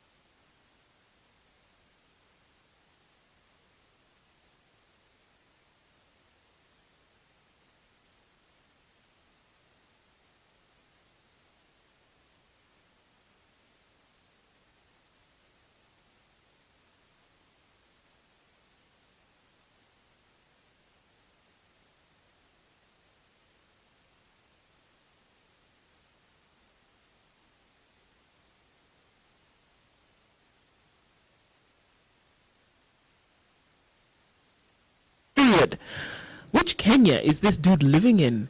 Some Kenyans want to live, some others want to work. We need to be speaking from the heart. Of course, these continue, many, the EAC, quite a lot. The ACC withdrew the case against Oparanya. It was just a case of witch hunt. Don't rush to conclude without a proper thought and some homework done. Okay, so the conversation continues, and if you've just joined us, this is the people's verdict. And the people's verdict is on the cabinet nominees. They have been vetted, 20 of them have been vetted by Parliament. The parliamentary committee has retreated. They should be preparing a report to present to Parliament, and then the whole House will vote based on what the committee then presents. But we want the citizens also to have a voice in this entire process, because it's important that the citizens, the sovereign of this republic, participate from the very beginning to the very end. When the Constitution puts it that the President shall nominate and then Parliament will vet, and we know that the process of Parliament is going to have to include public participation, basically the Constitution is saying that the citizens of Kenya are the ones who are going to vet the cabinet secretaries. So tonight we are asking you to vote. This conversation is happening on X Spaces, on YouTube, and on Facebook as well. Go wherever you are, vote, and let's hear from you. Josephine, you have the mic now, and then we'll hear from Maura Roberts after you. Josephine, go ahead. Thank you very much. Can you hear me? Yes, we can hear you. Okay, thank you, Eric, and Kenya Commission of Human Rights and your host. I want to greet you, fellow Kenyans, wherever you are, both in Kenya and in the diaspora. Good evening. And my first take is the vetting of the cabinet secretaries all is not right and it's wrong. And why I am saying that, it's because of one thing. for us first and foremost to eradicate whatever is happening into our nation, we need to remove the rot in our minds that if Eric commits a crime and I don't like Eric, that Eric is wrong. And if Josephine commits the same crime which was committed by Eric, and Josephine, I like her, that is not a crime. And that is something I've been listening keenly right now. I've just picked such things from some of the speakers as we are speaking. Now, if it's a wrong, it's a crime no matter who commits it. And the moment we stand on that ground, we will be cleaning our country clean. Second, I don't even see any reason, for whatever reason, why we should recycle a person who is earlier taking pension, receiving his pension after retiring as a governor, and then he is now reappointed again into office to continue drawing money from the public. Yet, their net worth is so many billions of money, or millions of money, yet we have another citizen who is equally qualified and doesn't have anything, and we need them to be in office to run this country and they can run better. One thing we need to tell ourselves the truth is, if you have not done, you have been in an office for 10 years, there is nothing you can continue changing in that particular office in another 10 years or other 5 years. And we need to come out clear and amend some of the Labor Relations Acts in our Constitution, so that any person who is on retirement should not be appointed in any capacity to work as a civil servant unless he is appointed just to guide as a chair, to guide those departments. And that's the only time we shall say at least we are moving. Otherwise, if we remain like this, then we will continue suffering, we will continue crying that there are no jobs, because the people who we put on top there, they are not reasoning. They are just there because I was awarded to just go and continue looting and looting day in, day out. And they are not willing to think. I can tell you the problem we have in our country is not our constitution, but it's people who are appointed in offices who do not want to think. And if you are under them and you try to reason out and tell them this can be make it better, they feel you are a threat and then they kick you out of the office. And because you fear that, now you have to be submissive. No matter how much you know what can be done, you remain suppressed there because you have to retain your job. So, fellow Kenyans, if we can grow out of these issues, even the issue we are having with the cabinet secretaries wouldn't be an issue because by merit, you just complain and that person leaves office automatic. The same thing applies to the president. By him declaring we have 247 dead youth, actually he has even never stood up to apologize to Kenyans for the killings.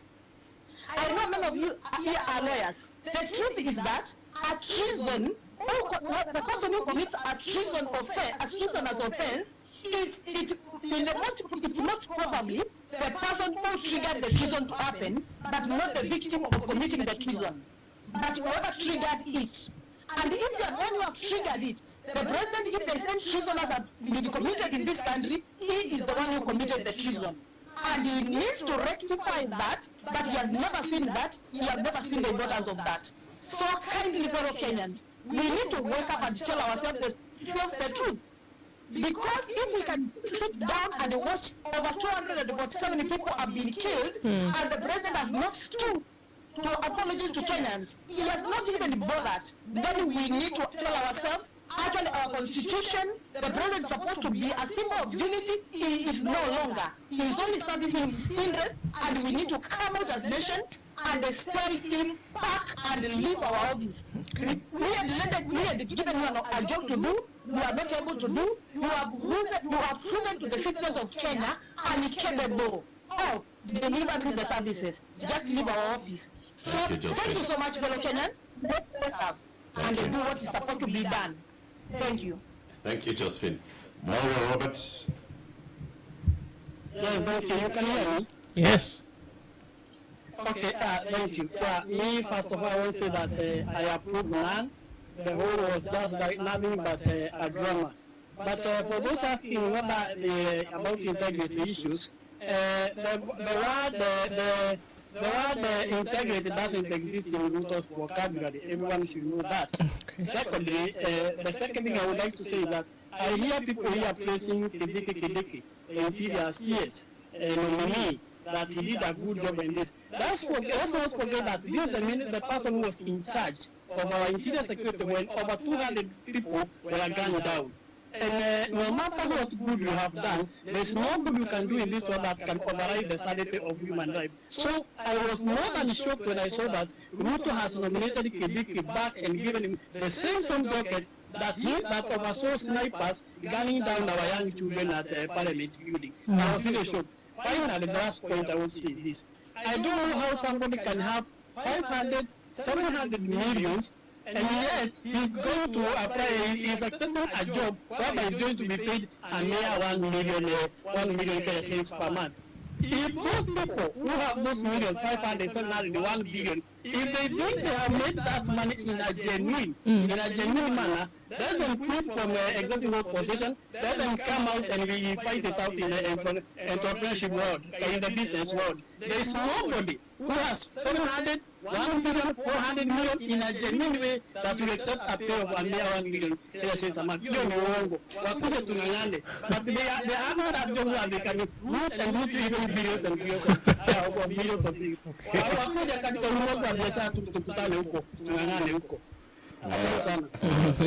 we criminalizing wealth? I mean, are we saying that if you actually are wealthy, you should not serve in the public service? Well, I mean, that's what it sounds like off the cuff. But and I think if we were to open it up and ask the question, that does it mean that somebody who is not wealthy by nature then cannot serve in a position in public service? And I think that it would be unfair to say that, to be honest. But the question is that I think what has sparked this now is that we're looking at a situation whereby if somebody served in government and had 100 million shillings in terms of their net worth in 1 year, and you were still serving in government, and then you have double that, 100 million, that's okay. The question is, how are you able to double that? What is it that you were doing? But our first inference is that there was some, putting your hand in the cookie jar here and there, and that's how you got the money. You used the influence of your office. No, but you must also understand that you're dealing with a very abused people.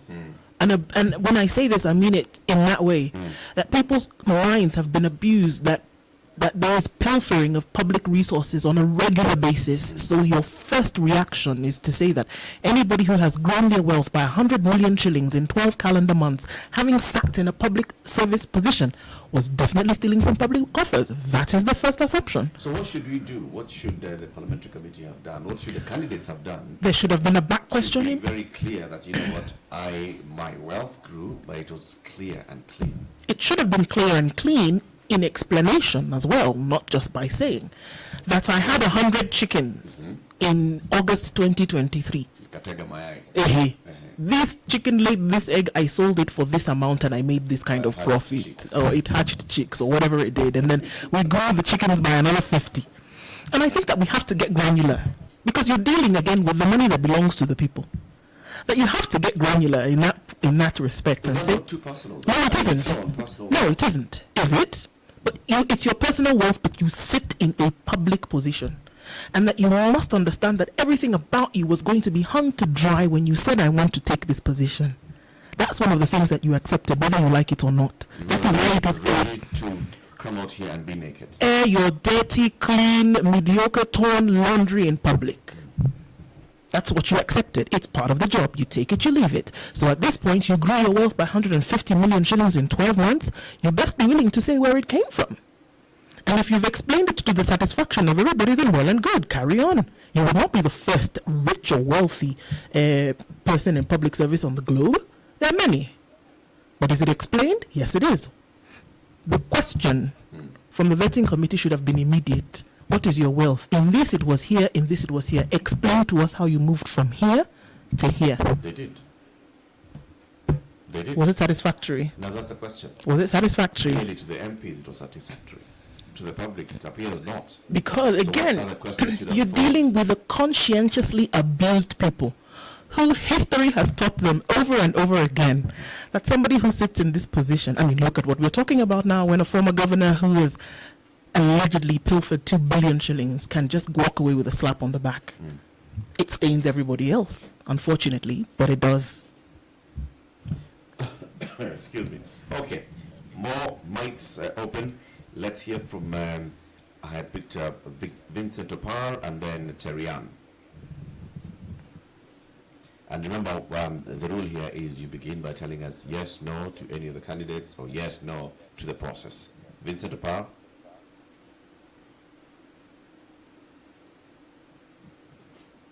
Vincent is not ready. Terian, are you ready? Hi, can you hear me? Yes, we can Yes. hear you. Go ahead. Okay, so first to answer a question I've just asked right now, does it mean because you have wealth you cannot run for public office? I think it's not about wealth. First of all, it's about how was that wealth made, and is it actually, can you prove that that wealth was actually made the right way? The problem, okay, and first of all, I say no to all of them, none of them. The process, first of all, was very also wrong. Everything about the process was just so wrong. It was more of the committee making it look like it's a joke. So the whole process just looked like a joke. So when you ask someone like Joko, you have 2 billion shillings. How was this money made? Where is proof that this 2 billion shillings was actually made from 20 business as it said? For someone who's come from Mombasa, that does not even add up. For us who, especially when we were doing the whole Mombasa pavement, we know that this place went to the family. So they can't say for him that that business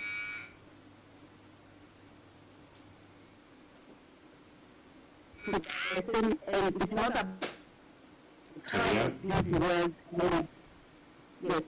I think there's an issue with your connection. Yeah, we can hear you now. Let's try. Oh, sorry. I'm saying for me, it's not about the wealth, but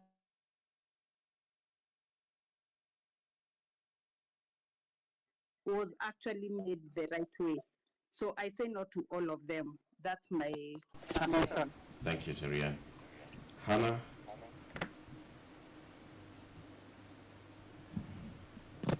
Hello, everyone can hear me? Yes. Hello. Yes, we can hear you. Go ahead. Okay, thank you. First, I say no to the process. It was a process of Mashakura, like we usually say. And he used to say rectangular, because rectangular, he used to be saying he's just thinking like he's the biggest man out there right now after the president. Maybe it's true, but he's supposed to serve the people. He's there because of the people. I think he has forgotten about that. When it comes to the KRA, we need to be present, especially to those people who are going to present themselves to serve the public. They have to be doing the auditing of these people every 2 years, two times per 5 years, so that we know what they have earned within those 2.5 years of their term. Otherwise, it's just a work of no utility of the KRA chasing around the Kenyans to give them money and to add the taxes onto Kenyans, while they do not even take care of what the people in the up there who are supposed to serve the Kenyans are earning and how they are earning the money. When it comes to those people who have been voted in, who have been audited, I think, I hear that people are saying about Kindiki. Seriously, Kindiki has killed more than 500 people, let me say it and put it like that. Why? We are 50 people in how many in that water thing, those women who are saying are only women. That is still something which needs to be looked at. There is a problem with 250 right now in the mortuary. How? These are people who, let's take it to outside world. When they see Kenyans being treated like that, and there is no accountability, then you are taking your people out from Kenya to give them to this Arabic world. How are they going to be treated there if an American, one American can be killed in Kenya and Kenya can be turned upside down? How come 500 people are dying in Kenya and there's nothing to be done? Nobody has been taken in. It's stupidity. Of utmost. Anyway, what is lacking in our politicians is what we call the heart of Ubuntu-ness. They do not consider themselves as Kenyans actually. They consider themselves as much superior beings than the Kenyans themselves and the Kenyans they serve. They do not think they are serving Kenyans. They think that the Kenyans should be serving them. That's why it's very easy for them to just pick money to give 500 here to this person and then tell them, you do not go out on the 899. And 99 is okay, it's your life on the line. These people do not care about you. That's the end of my whatever. Thank you, Anna. End of our Get some emotion. David Ludogoli.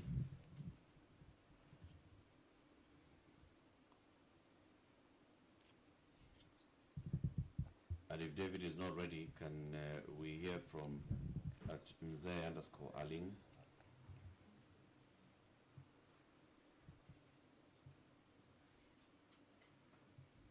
They are not ready. They're far from their gadgets. All right. I think let's come back to our panel and ask the question of public participation. Indeed. Right? Because just going by the decision of the Court of Appeal on the Matter of Finance Act 2023 and the threshold of public participation, the expectation of the law and the Constitution on public participation, the expectation on, based on just the values of governance in the country, was there adequate public participation through this vetting process, right? So there are people here who are questioning, so why did the president bring, why did the president nominate, why did he do this and the other? The law does not expect him to consult, but it expects that when it goes to Parliament, then Parliament shall be involved. Who's this who's now coming with noise? David, you're out of order. So, was there a sufficient and adequate public participation? We want to hear from Martin Mavenjira, who's a senior policy program advisor at Kenya Human Rights Commission, and then Dr. Kawibe Wambua as well from Inuka Trust. Was there adequate public participation and what's that threshold? Martin, if you're here, let's start with you. Thanks, Eric. Thanks, Eric. So, just in response to your question, I think when you look at the 2010 Constitution, it really sets a very high standard for public participation, and that is premised on the fact that the framers of our Constitution thought it important that members of the public or even citizens of Kenya should be consulted on matters that would directly or indirectly affect them. Now, when you look at the appointment of cabinet secretaries, these ideally are public officers who should be able to serve for the will, for the goodwill of all Kenyans. They should be able to advance, they should be able to advance good governance principles, the rule of law, the realization of Bill of Rights, and that is why the Constitution sets a very high standard when it comes to matters of public participation. And like you rightly mentioned, yes, the Supreme Court actually annulled made a landmark decision last week. And part of the argument of this paper was that there was no robust public participation. So back to this aspect of, the appointment of the vetting of the cabinet secretaries. In my honest opinion, Eric, there was no robust public participation. In fact, if you look at the high standard that the Constitution sets on the government of the day, in as far as public participation is concerned, you would realize that there was no significant effort that was made to actually sensitize Kenyans robustly, that we actually reappointing a cabinet secretary, and that may explain why there was not a massive magnitude of submissions in as far as the appointment as concerns. But be as it may, the committee received a significant number of submissions uh, uh, challenging the suitability or the credibility of most of these nominees. And your guess is as good as mine, Eric. In the 28 or so days, I can assure you, this parliament here will not come up with anything tangible. In other words, they are going to just rubber stamp all these nominees. And the reason why I say that is, Eric, to colleagues and ladies and gentlemen, is because when you look at the different times that we have tried to test public participation in as far as appointments are concerned, in most of these instances, Parliament has actually either abdicated its duty to listen to these views, or has outrightly chose to willfully and negligently not consider these views. And I'll cite examples. In when President Ruto nominated then IG Japhet Koome to serve as Inspector General of Police, which is a public office, the Kenya Human Rights Commission and a host of civil society organizations, including Kenyans, prepared a memorandum and submitted views to Parliament, clearly demystifying why he would not be a suitable candidate for that position. Parliament went back, retreated, they approved his nomination in total disregard to the key concerns raised. But let me just cite a few, if I may, Eric, just a few concerns were raised. One, in the memorandum that we did together with the members of the Police Reform Working Group, we did clearly demonstrate how Mr. Japhet Koome was responsible for the deaths of many Kenyans in the period between January to March 2017. In that period, popularly known as the anti-IEBC demonstrations, there were numerous complaints. In fact, the Independent Policing Oversight Authority did come up with a robust report with broad recommendations. But you saw Parliament still approved them anyways. So when you look at the current crop of nominees who we have just, basically this whole sham process that we've witnessed, you realize that in that Gazette notice, and I encourage your listeners here, when this conversation is done, just please go and just Google that Gazette notice and look at the reasoning on the first two. The keywords are mindful, acknowledging, cognizant, recognizing, committed, conscious, and then when you go to the next page, it talks about what? Dismissal, right? Now, when you look at our constitution, the framers of the constitution did not envisage a situation whereby if you're dismissed, you'll be reappointed. However, the constitution is critically clear that there are grounds on which it sets a high ground for public officers on how they should serve in these specific offices. Now, for the 10 that have been reappointed, you'd realize, technically they should not have been appointed because of the 22 that have been appointed, there were serious grounds on which they had been dismissed. Now, I'm happy to inform the audience that as of today, as we speak, there are about 12 human rights activists and Kenyans of goodwill who have actually filed a petition challenging the appointment of about 4 or 5 of these nominees. And I'm certain, actually, the proper framing of the petition should be even bordering around the reappointment of some of these 10, because you could clearly see from this entire process, we're just being taken around in circles. It's a sham. It's a waste of the trust that it's actually an abuse to most Kenyans who have actually willfully voted for some members of parliament who have been appointed, who have formed this committee, and now they have actually abdicated their duty to the Kenyans who elected them. Remember, members of the question comes in here, Martin, and it has been asked before. Is there recourse? Yes. For the very many people who have contributed tonight, and many who also posted their comments here on the X Spaces, on Facebook, on YouTube, and they're saying that they felt that the process was not as it should have been. What's the recourse? Yes. Thanks, Eric. There is actually a recourse, and I encourage Kenyans from all walks of life to actually challenge the appointment of these suspicious characters in our courts of law. On many instances, our judiciary, or should I say, our courts of law, have come in to vindicate us on some of these, strange, or should I say, repugnant or policies or positions or processes by government. And I'll just cite an example.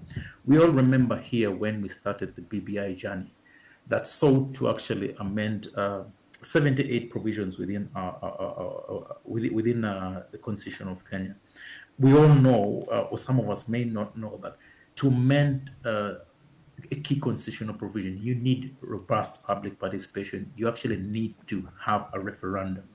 So the long and short of it was, Eric, colleagues, is that we all saw that the Supreme Court actually vindicated Kenyans and sided with what many Kenyans wanted for. So, in as much as Parliament may abdicate their duty, which is quite unfortunate, because remember, members of Parliament have a social contract with Kenyans. They are voted to serve for and on behalf of Kenyans. They are not a gift to Kenyans, because Kenyans actually exercise their constitutional right to vote them, to lead them for a certain period of time.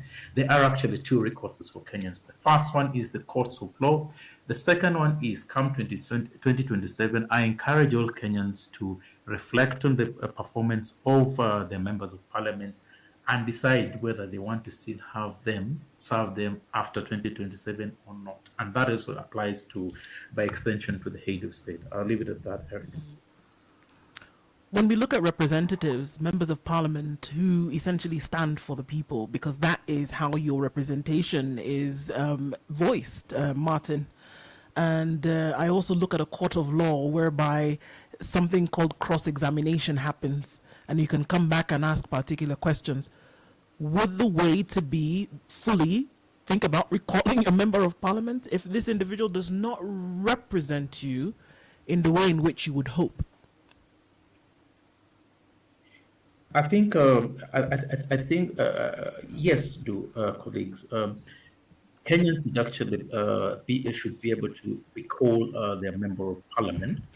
I think about a month or so ago, there was a very progressive decision from our courts of law.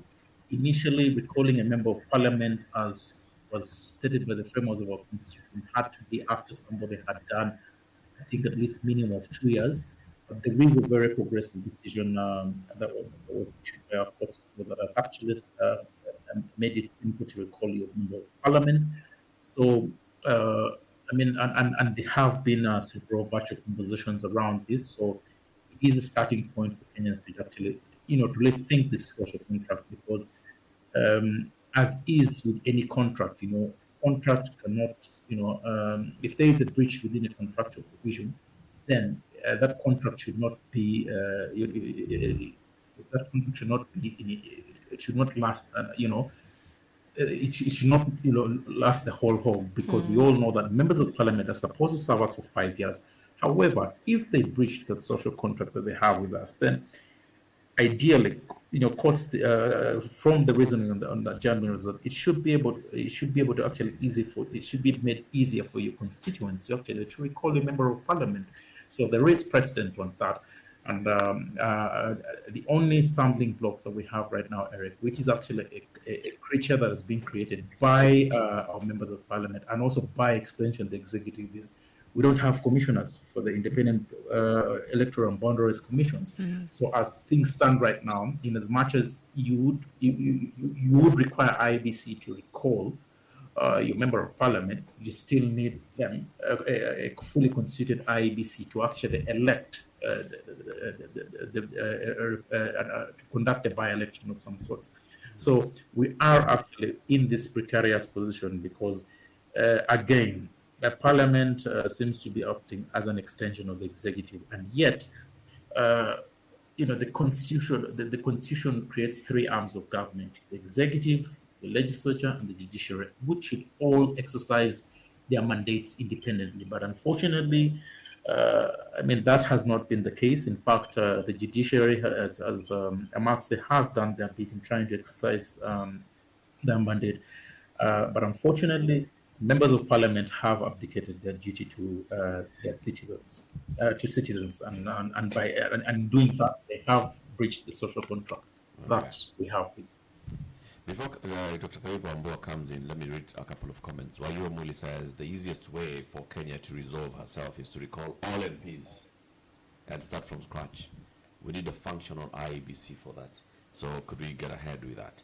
And I've seen Professor Kivuta Kibwana has, put in a couple of comments here. First of all, just telling us what happens when you get into public service.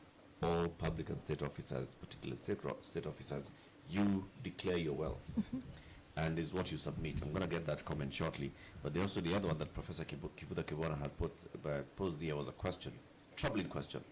Many of the nominees were stating that what they would do if approved without recourse to basing such on the manifesto of the parties in government and without recourse to existing government policies. Are they anticipating a change of manifestos and policies? But each one of them was just giving their opinion. I think what we need to do is this and the other. But yeah, are they coming to continue implementing the Kenya Kwanza Manifesto? And what does the Kenya Kwanza Manifesto say about what they're doing? Right? So that asks that question. Hold on a minute. Yeah, hold on a minute. What exactly was going on here? I'll get the other question by, the other comment by Professor Kivuta Kibwana as we continue. Karibe, come in, Dr. Karibe Wambua from Inuka Trust. Yes. It is again just that basic question of the public. Many are feeling that this process is a sham, it is not representative. What should have happened to make people feel confident with this process? What is it? What are the key ingredients that they're saying it's lacking? Eric, thank you very much for that question.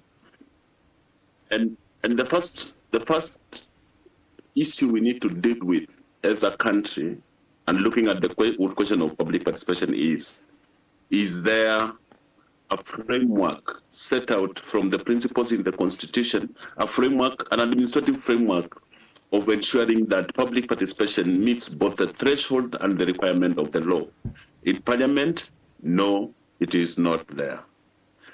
Are there guidelines for government ministries and departments to carry out public participation and a law passed to the same effect?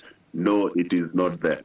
The law that was proposed by, I think it was Amos Wako in 2019, is still a draft. It has never been passed because the idiot, I want to call it idiot argument by Parliament and by other institutions is that public participation is expensive.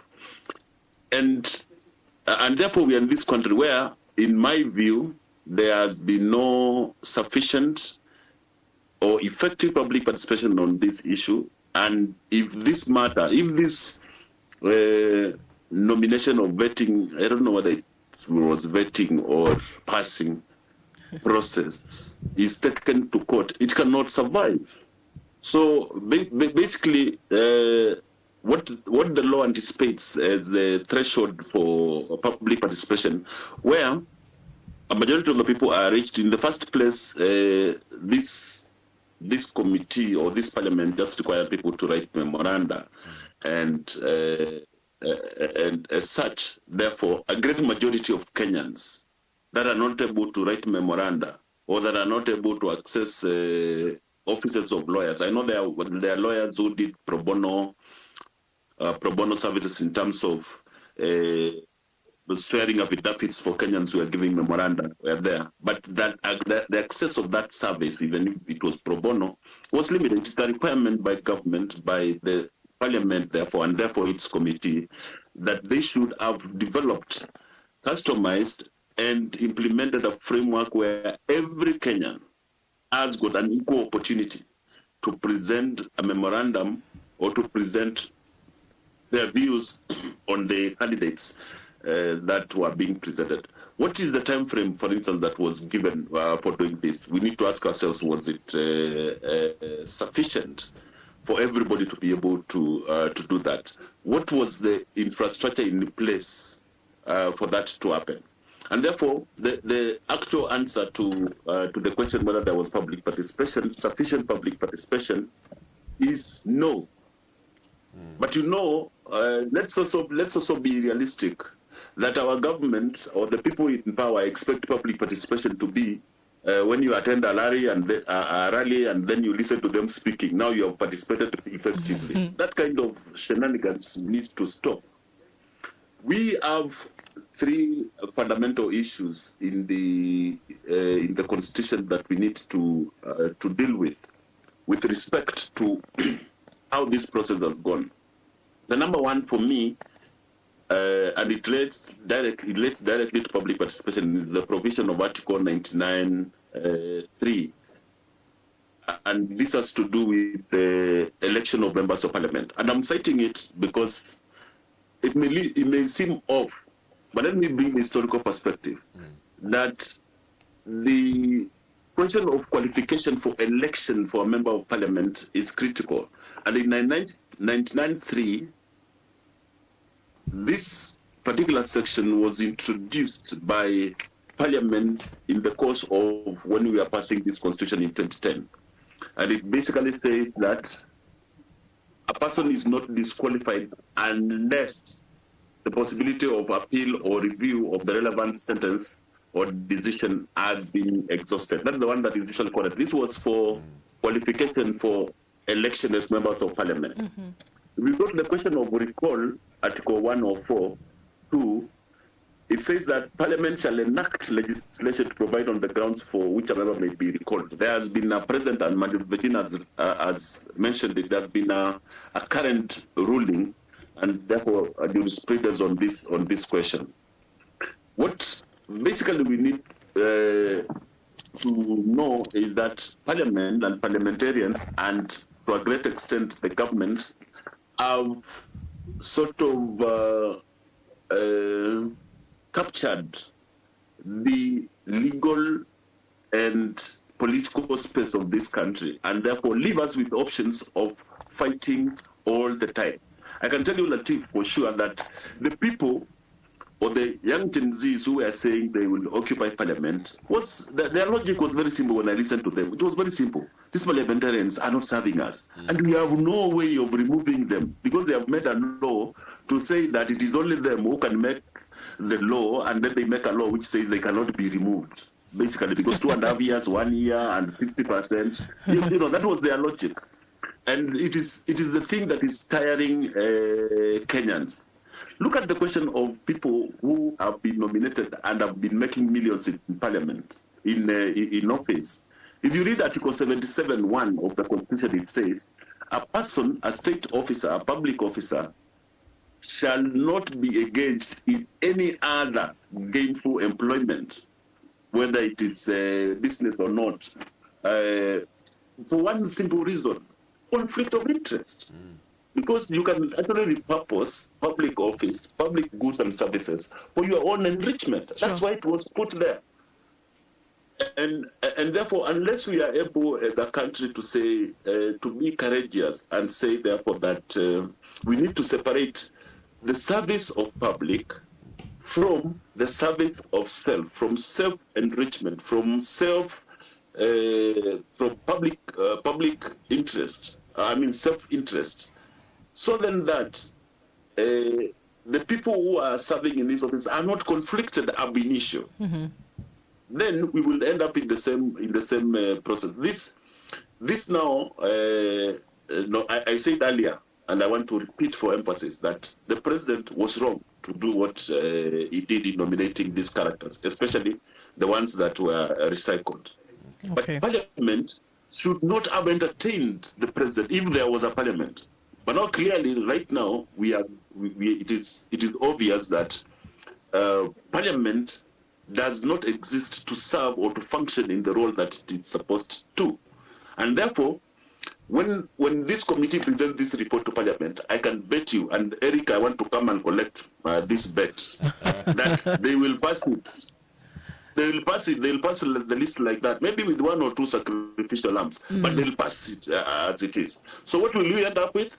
Another reason for us to continue fighting. So we continue fighting the system, waking up, getting annoyed, waking up, everybody getting mental health issues, social, psychological torture, while these guys are laughing and eating and stealing our money. I mean, it has to stop. It has to stop at some point. We cannot go on, being treated like to a puppet show. We are being treated to a puppet show and it's like everybody's asking mtadu. That mtadu attitude is what is going to mobilize us, all of us as Kenyans, to say enough is enough. We have either to, like the other person said earlier, before you cut me, before the other person said there, Kenya ifungwe kila mtu aende nyumbani. Sasa nyumbani itakuwa ni wapi? That's the question that we need to reflect on. But we have when you are faced with an fait accompli, either you do, or even if you don't do, then it is done.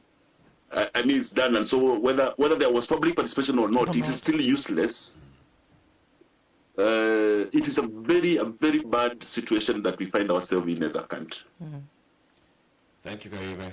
So let's go to another round of direct voting. So this one is just yes, no, why. Yes, no, why, and we make it a minute, so we just finish this conversation in about 20 minutes or so. I want to give the mic first to the Kikombe, and then we come to Phyllis, and then we'll pick more speakers as we go. So the Kikombe, are you there?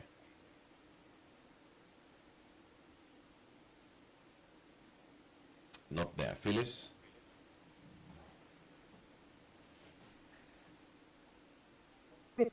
For me, I will. My problem is with the process. Eric, can you hear me? Yeah. Can you hear me? Go ahead, Phyllis.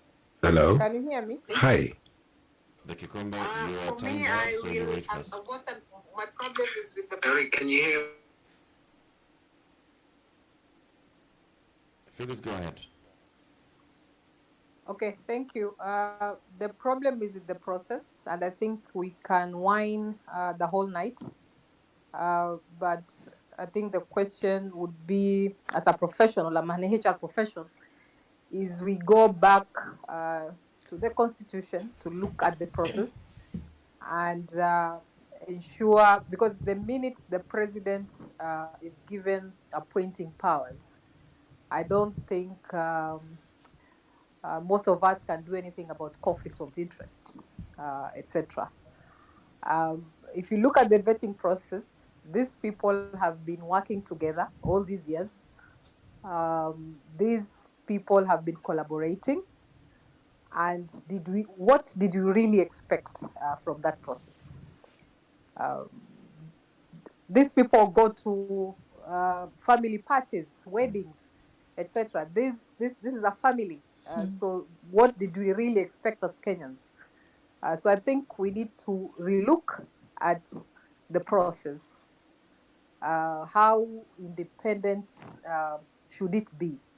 What powers should the president have as an appointing authority? Should the president be left solely to just appoint one nominee, take him for vetting?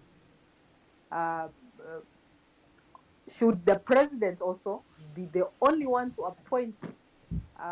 For example, look at the independent institutions. Why are they not independent? So we need to think deeper than this. Thank you, Phyllis. And as Kenyans, ask ourselves. Thank you. Thank you. Wakili.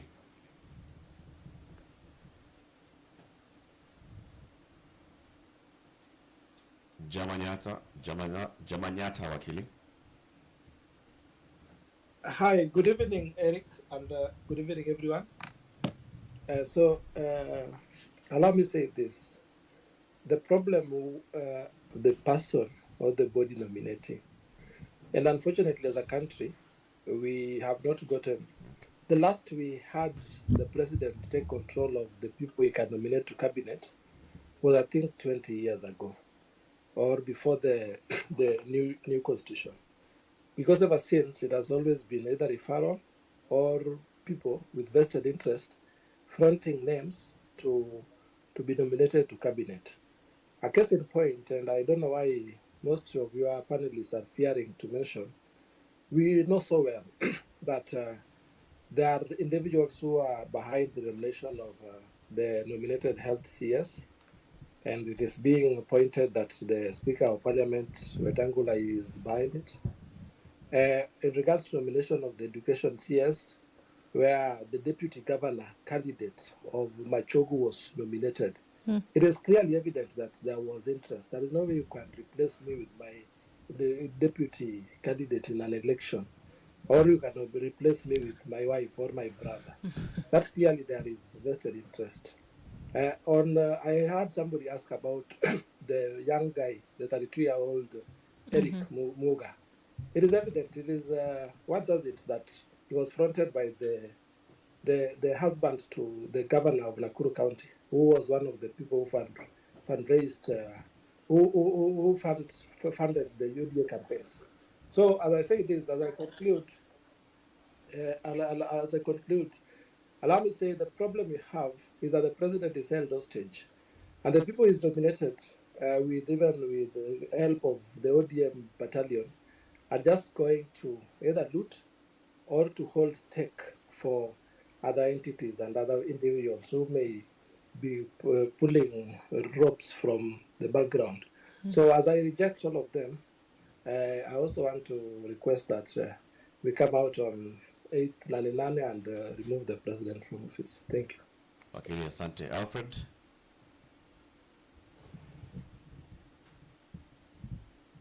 Alfred Karaoke. And then the Kikombe will come in next. Is anyone speaking? I can't hear anyone. No, we want to hear. The Kikombe, can we try now? Eric and Nduko, Wakili has finished. At some point, I lost Eric as well. I thought there was a problem. Okay, so here we go. So we'll say Alfred Karaoke, come in. Good evening, Eric and Drew. Thank you so much for this opportunity.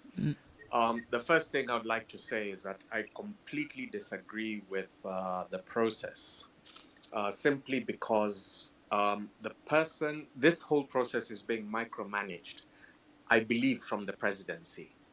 And we're dealing with a very duplicitous individual of very low moral integrity. Listening to what's her name, Gladys Boss Cholet, coming out and her tone that EACC has got absolutely no right to clear candidates, which she is, and she is right in law. That purview falls directly with Parliament. I think Gen Z who went out to the streets were looking for a very high bar for the people in government, the state officers. And right now, this guy has recycled probably half of his previous cabinet. And I think he should have been brave enough to take the opportunity for a clean slate. There's a wider pool of Kenyans. You're looking at very key ministries that have been handed to people who I don't believe deserve those dockets. Mining and blue economy,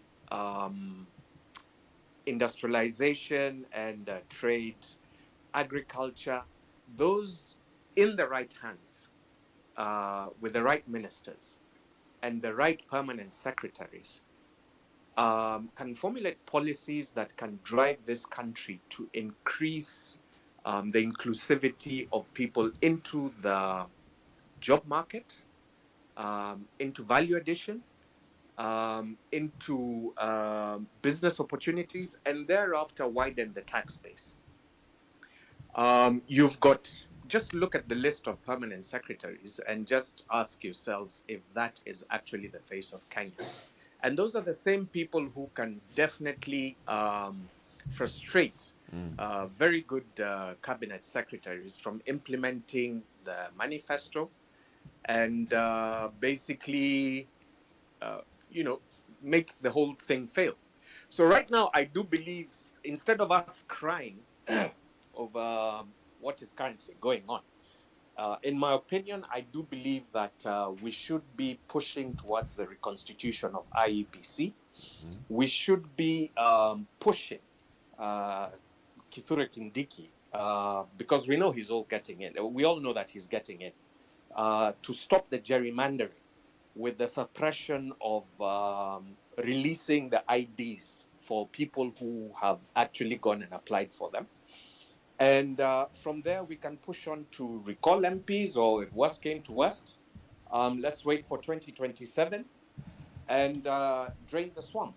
I think the current president is currently brimming with a bit of confidence because he's got now Raila Odinga's people on board in the government. And it's extremely disappointing that, Raila has now turned out to be an individual who is just riots for a living and for his personal gain. And that's just my honest opinion.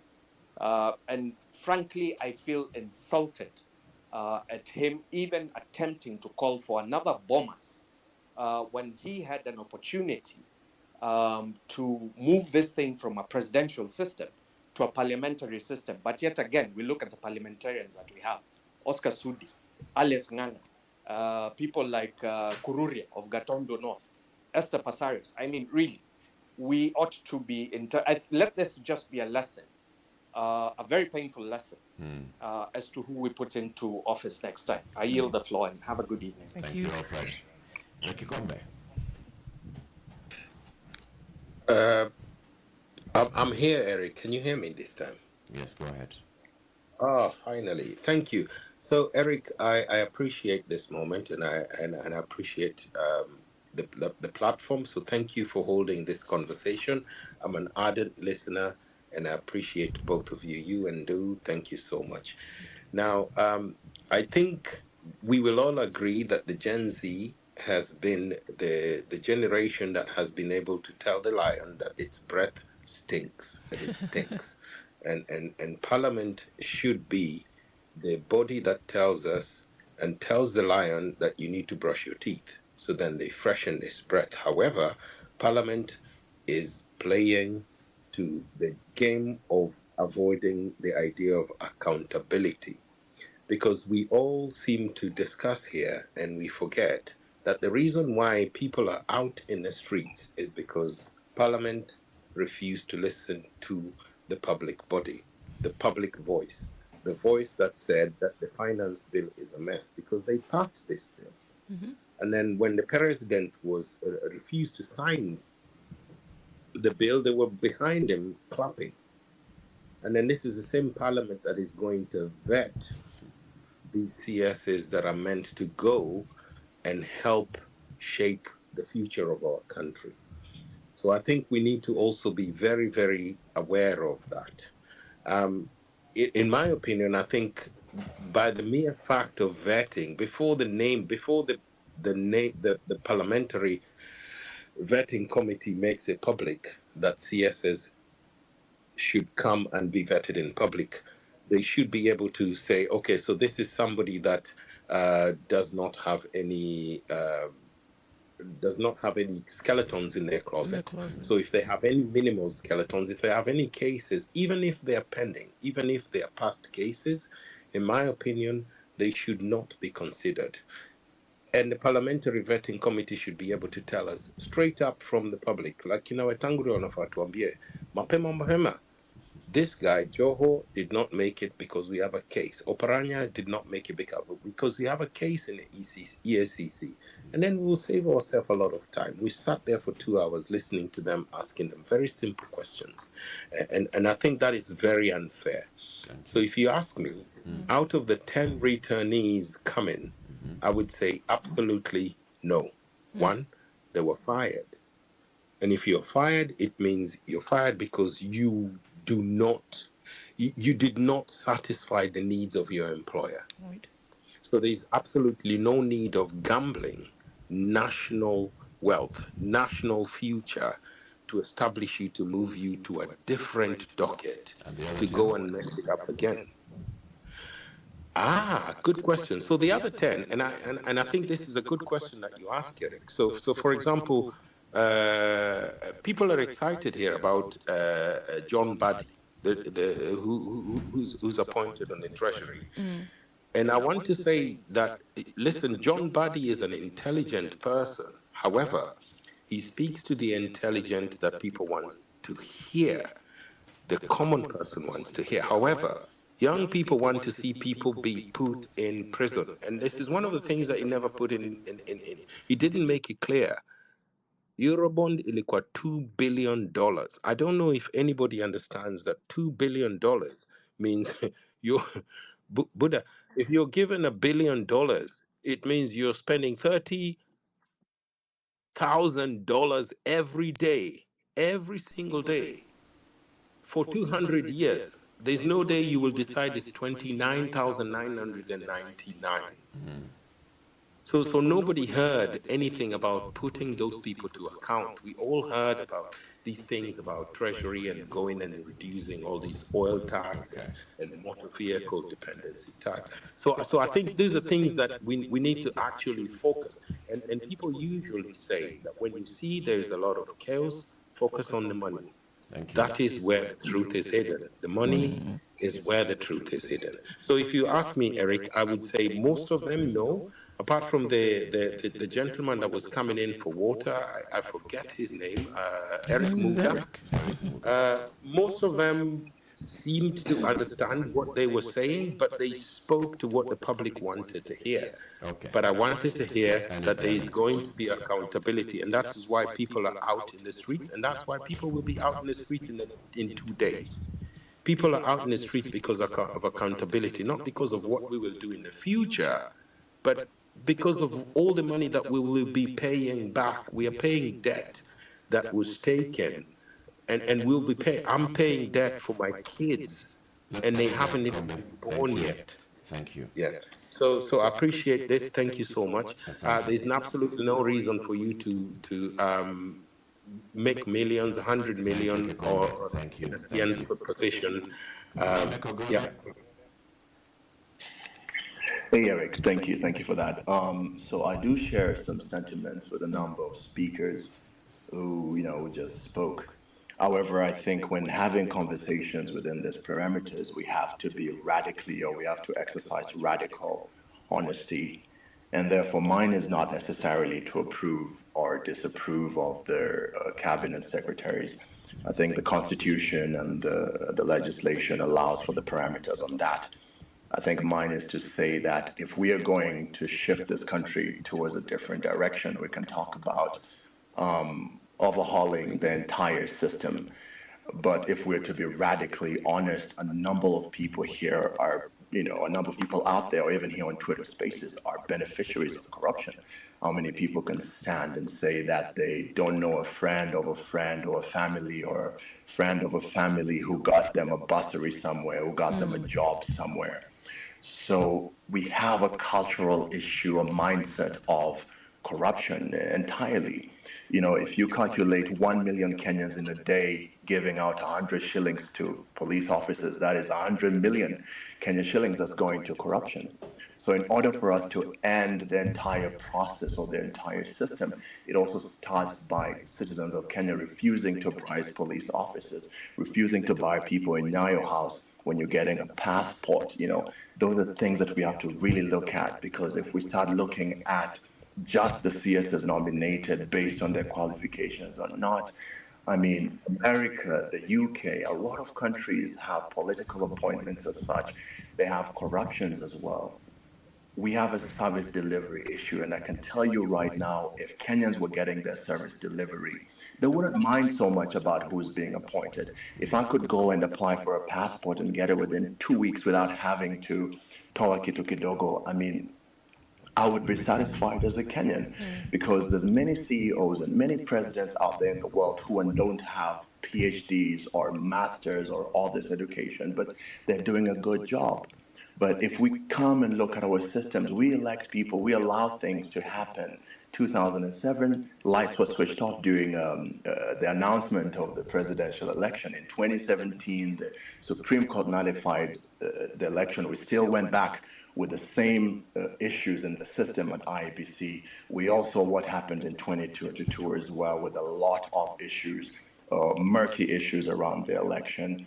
I mean, so I'd like us to also have that radical honesty to say that as Kenyans, we've also participated in this corruption, and we keep on perpetuating it by keeping on the bribes and having that and waiting for our friends and our families to be elected so we can be benefactors. Because if anybody here was to stand up and say, if everybody was here to stand up and to say that I've gotten a job at this corporate or I've gotten a job at this government post without knowing somebody, then I can start having that conversation of disapproving or approving. Other than that, mine is to say that as a culture, as a country, we all need to also have that radical honesty of stopping these things in our daily lives, so our children cannot look at corruption, cannot look at you bribing a cop or bribing your way into Nyayo House and think it's okay.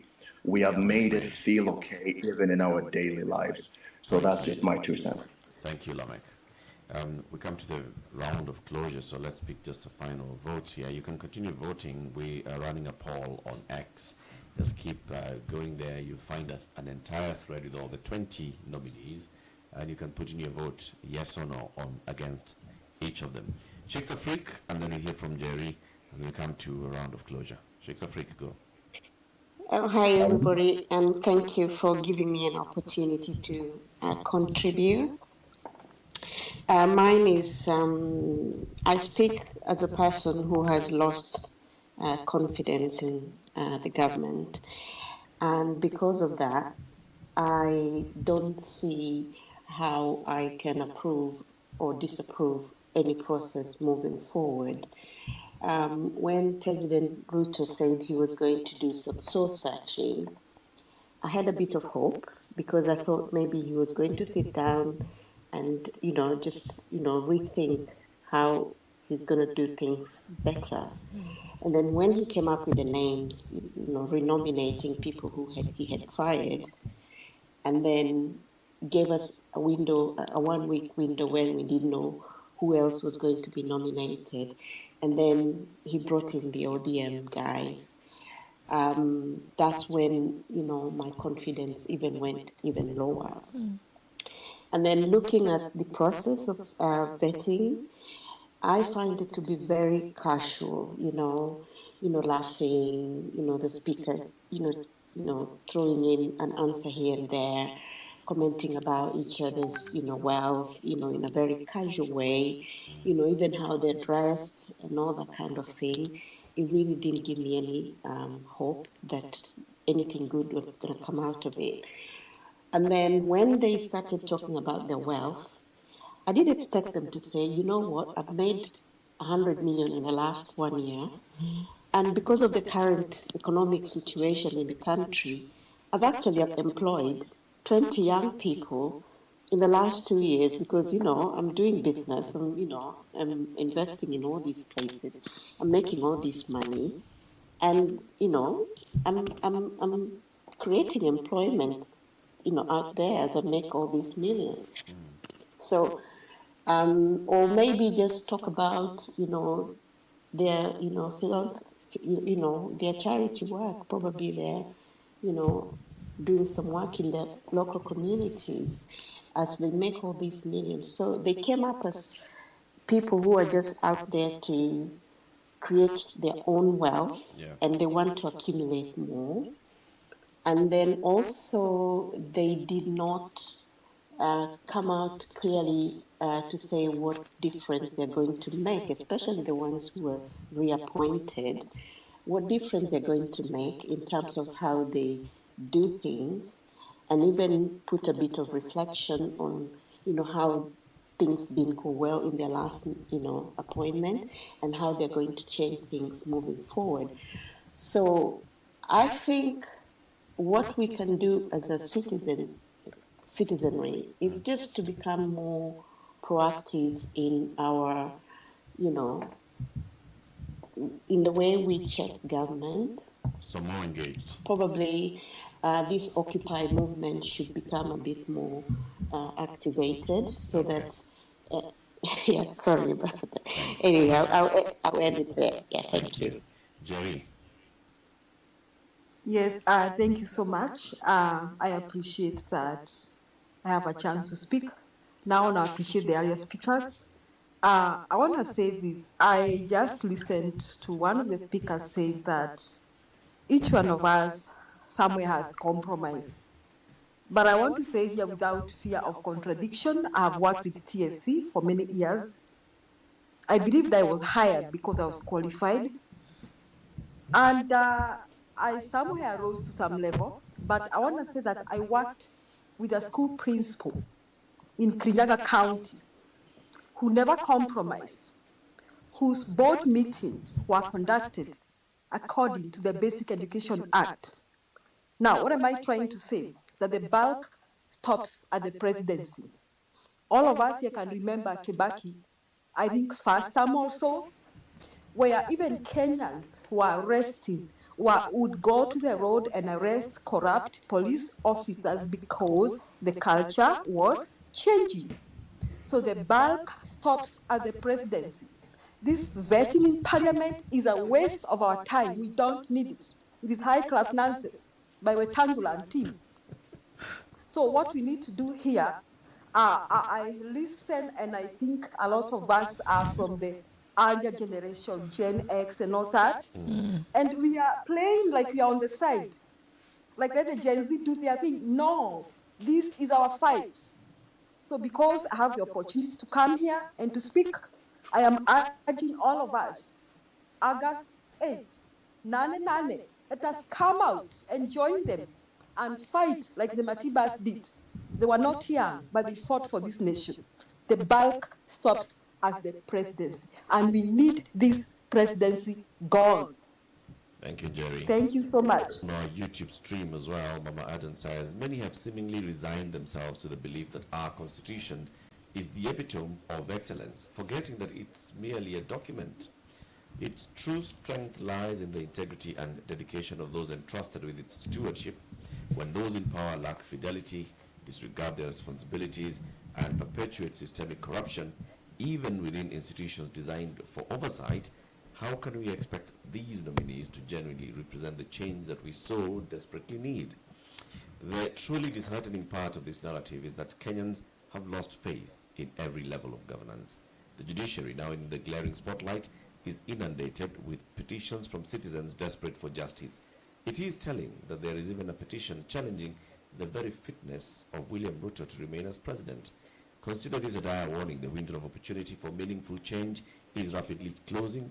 Without decisive and courageous action from our leaders, heeding the anguished cries of the Gen Z and the struggling voices from villages across Kenya, our nation is on a collision course with disaster. This is not a speculative threat, but an imminent reality. If we fail to act now, the consequences will be catastrophic. That adding to quite a number of comments that we had this morning, rather this evening, and looking into what it could potentially portend for the future. Even as we come to, the end of this space tonight, we were just going to get a wrap up in terms of thoughts and insights. Brian Wabala with us with giving comments in the very beginning. And insights. Would like to see how we can tie this all together with your comments, Brian.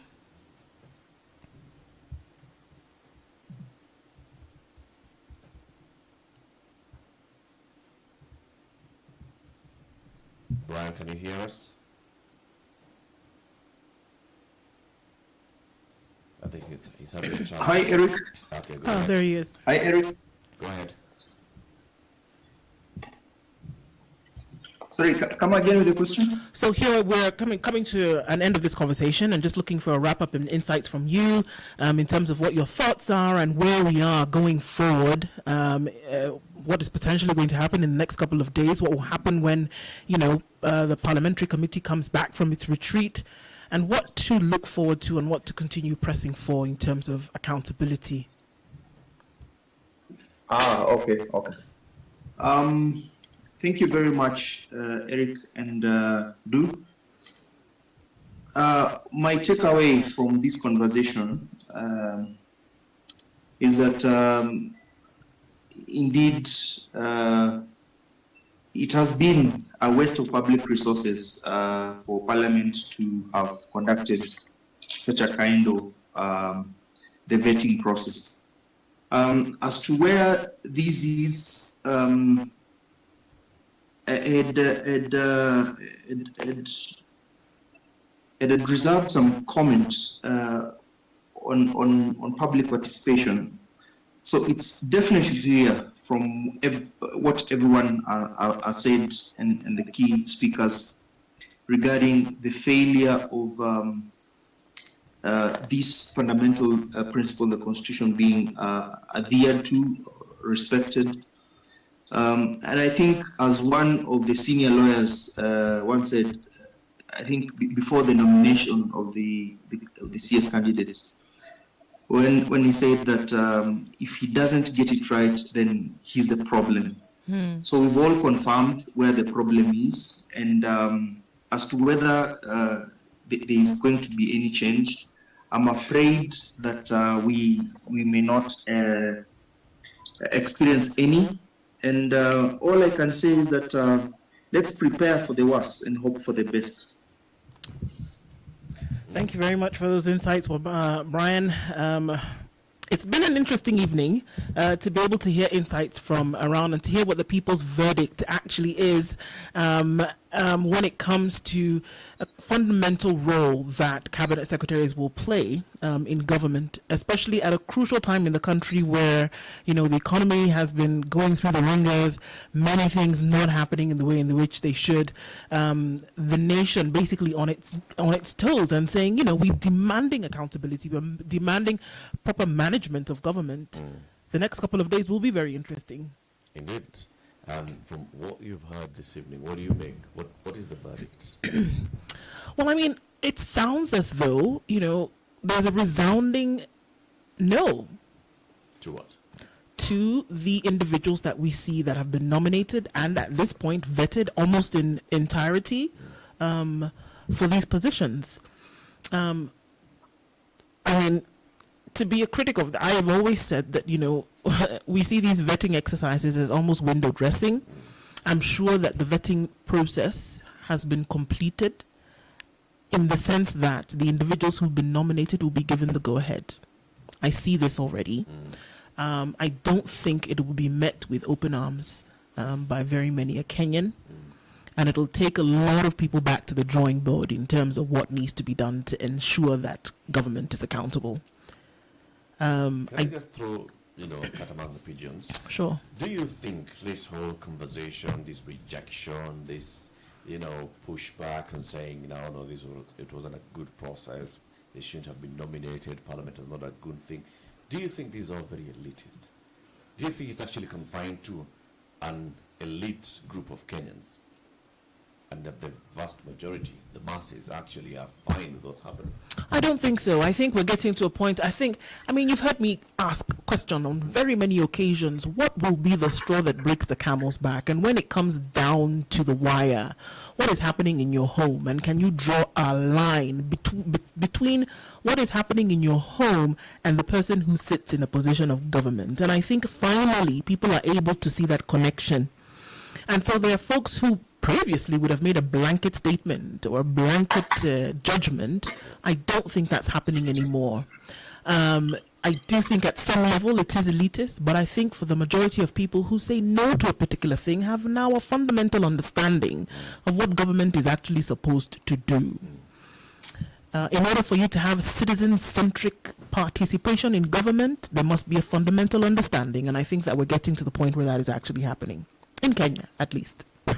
To the very many thousands of people who've joined this conversation from the country, from the diaspora, on X Spaces, on YouTube, on Facebook, we want to thank you very much. The conversations continue. We'll host another X Space on Wednesday.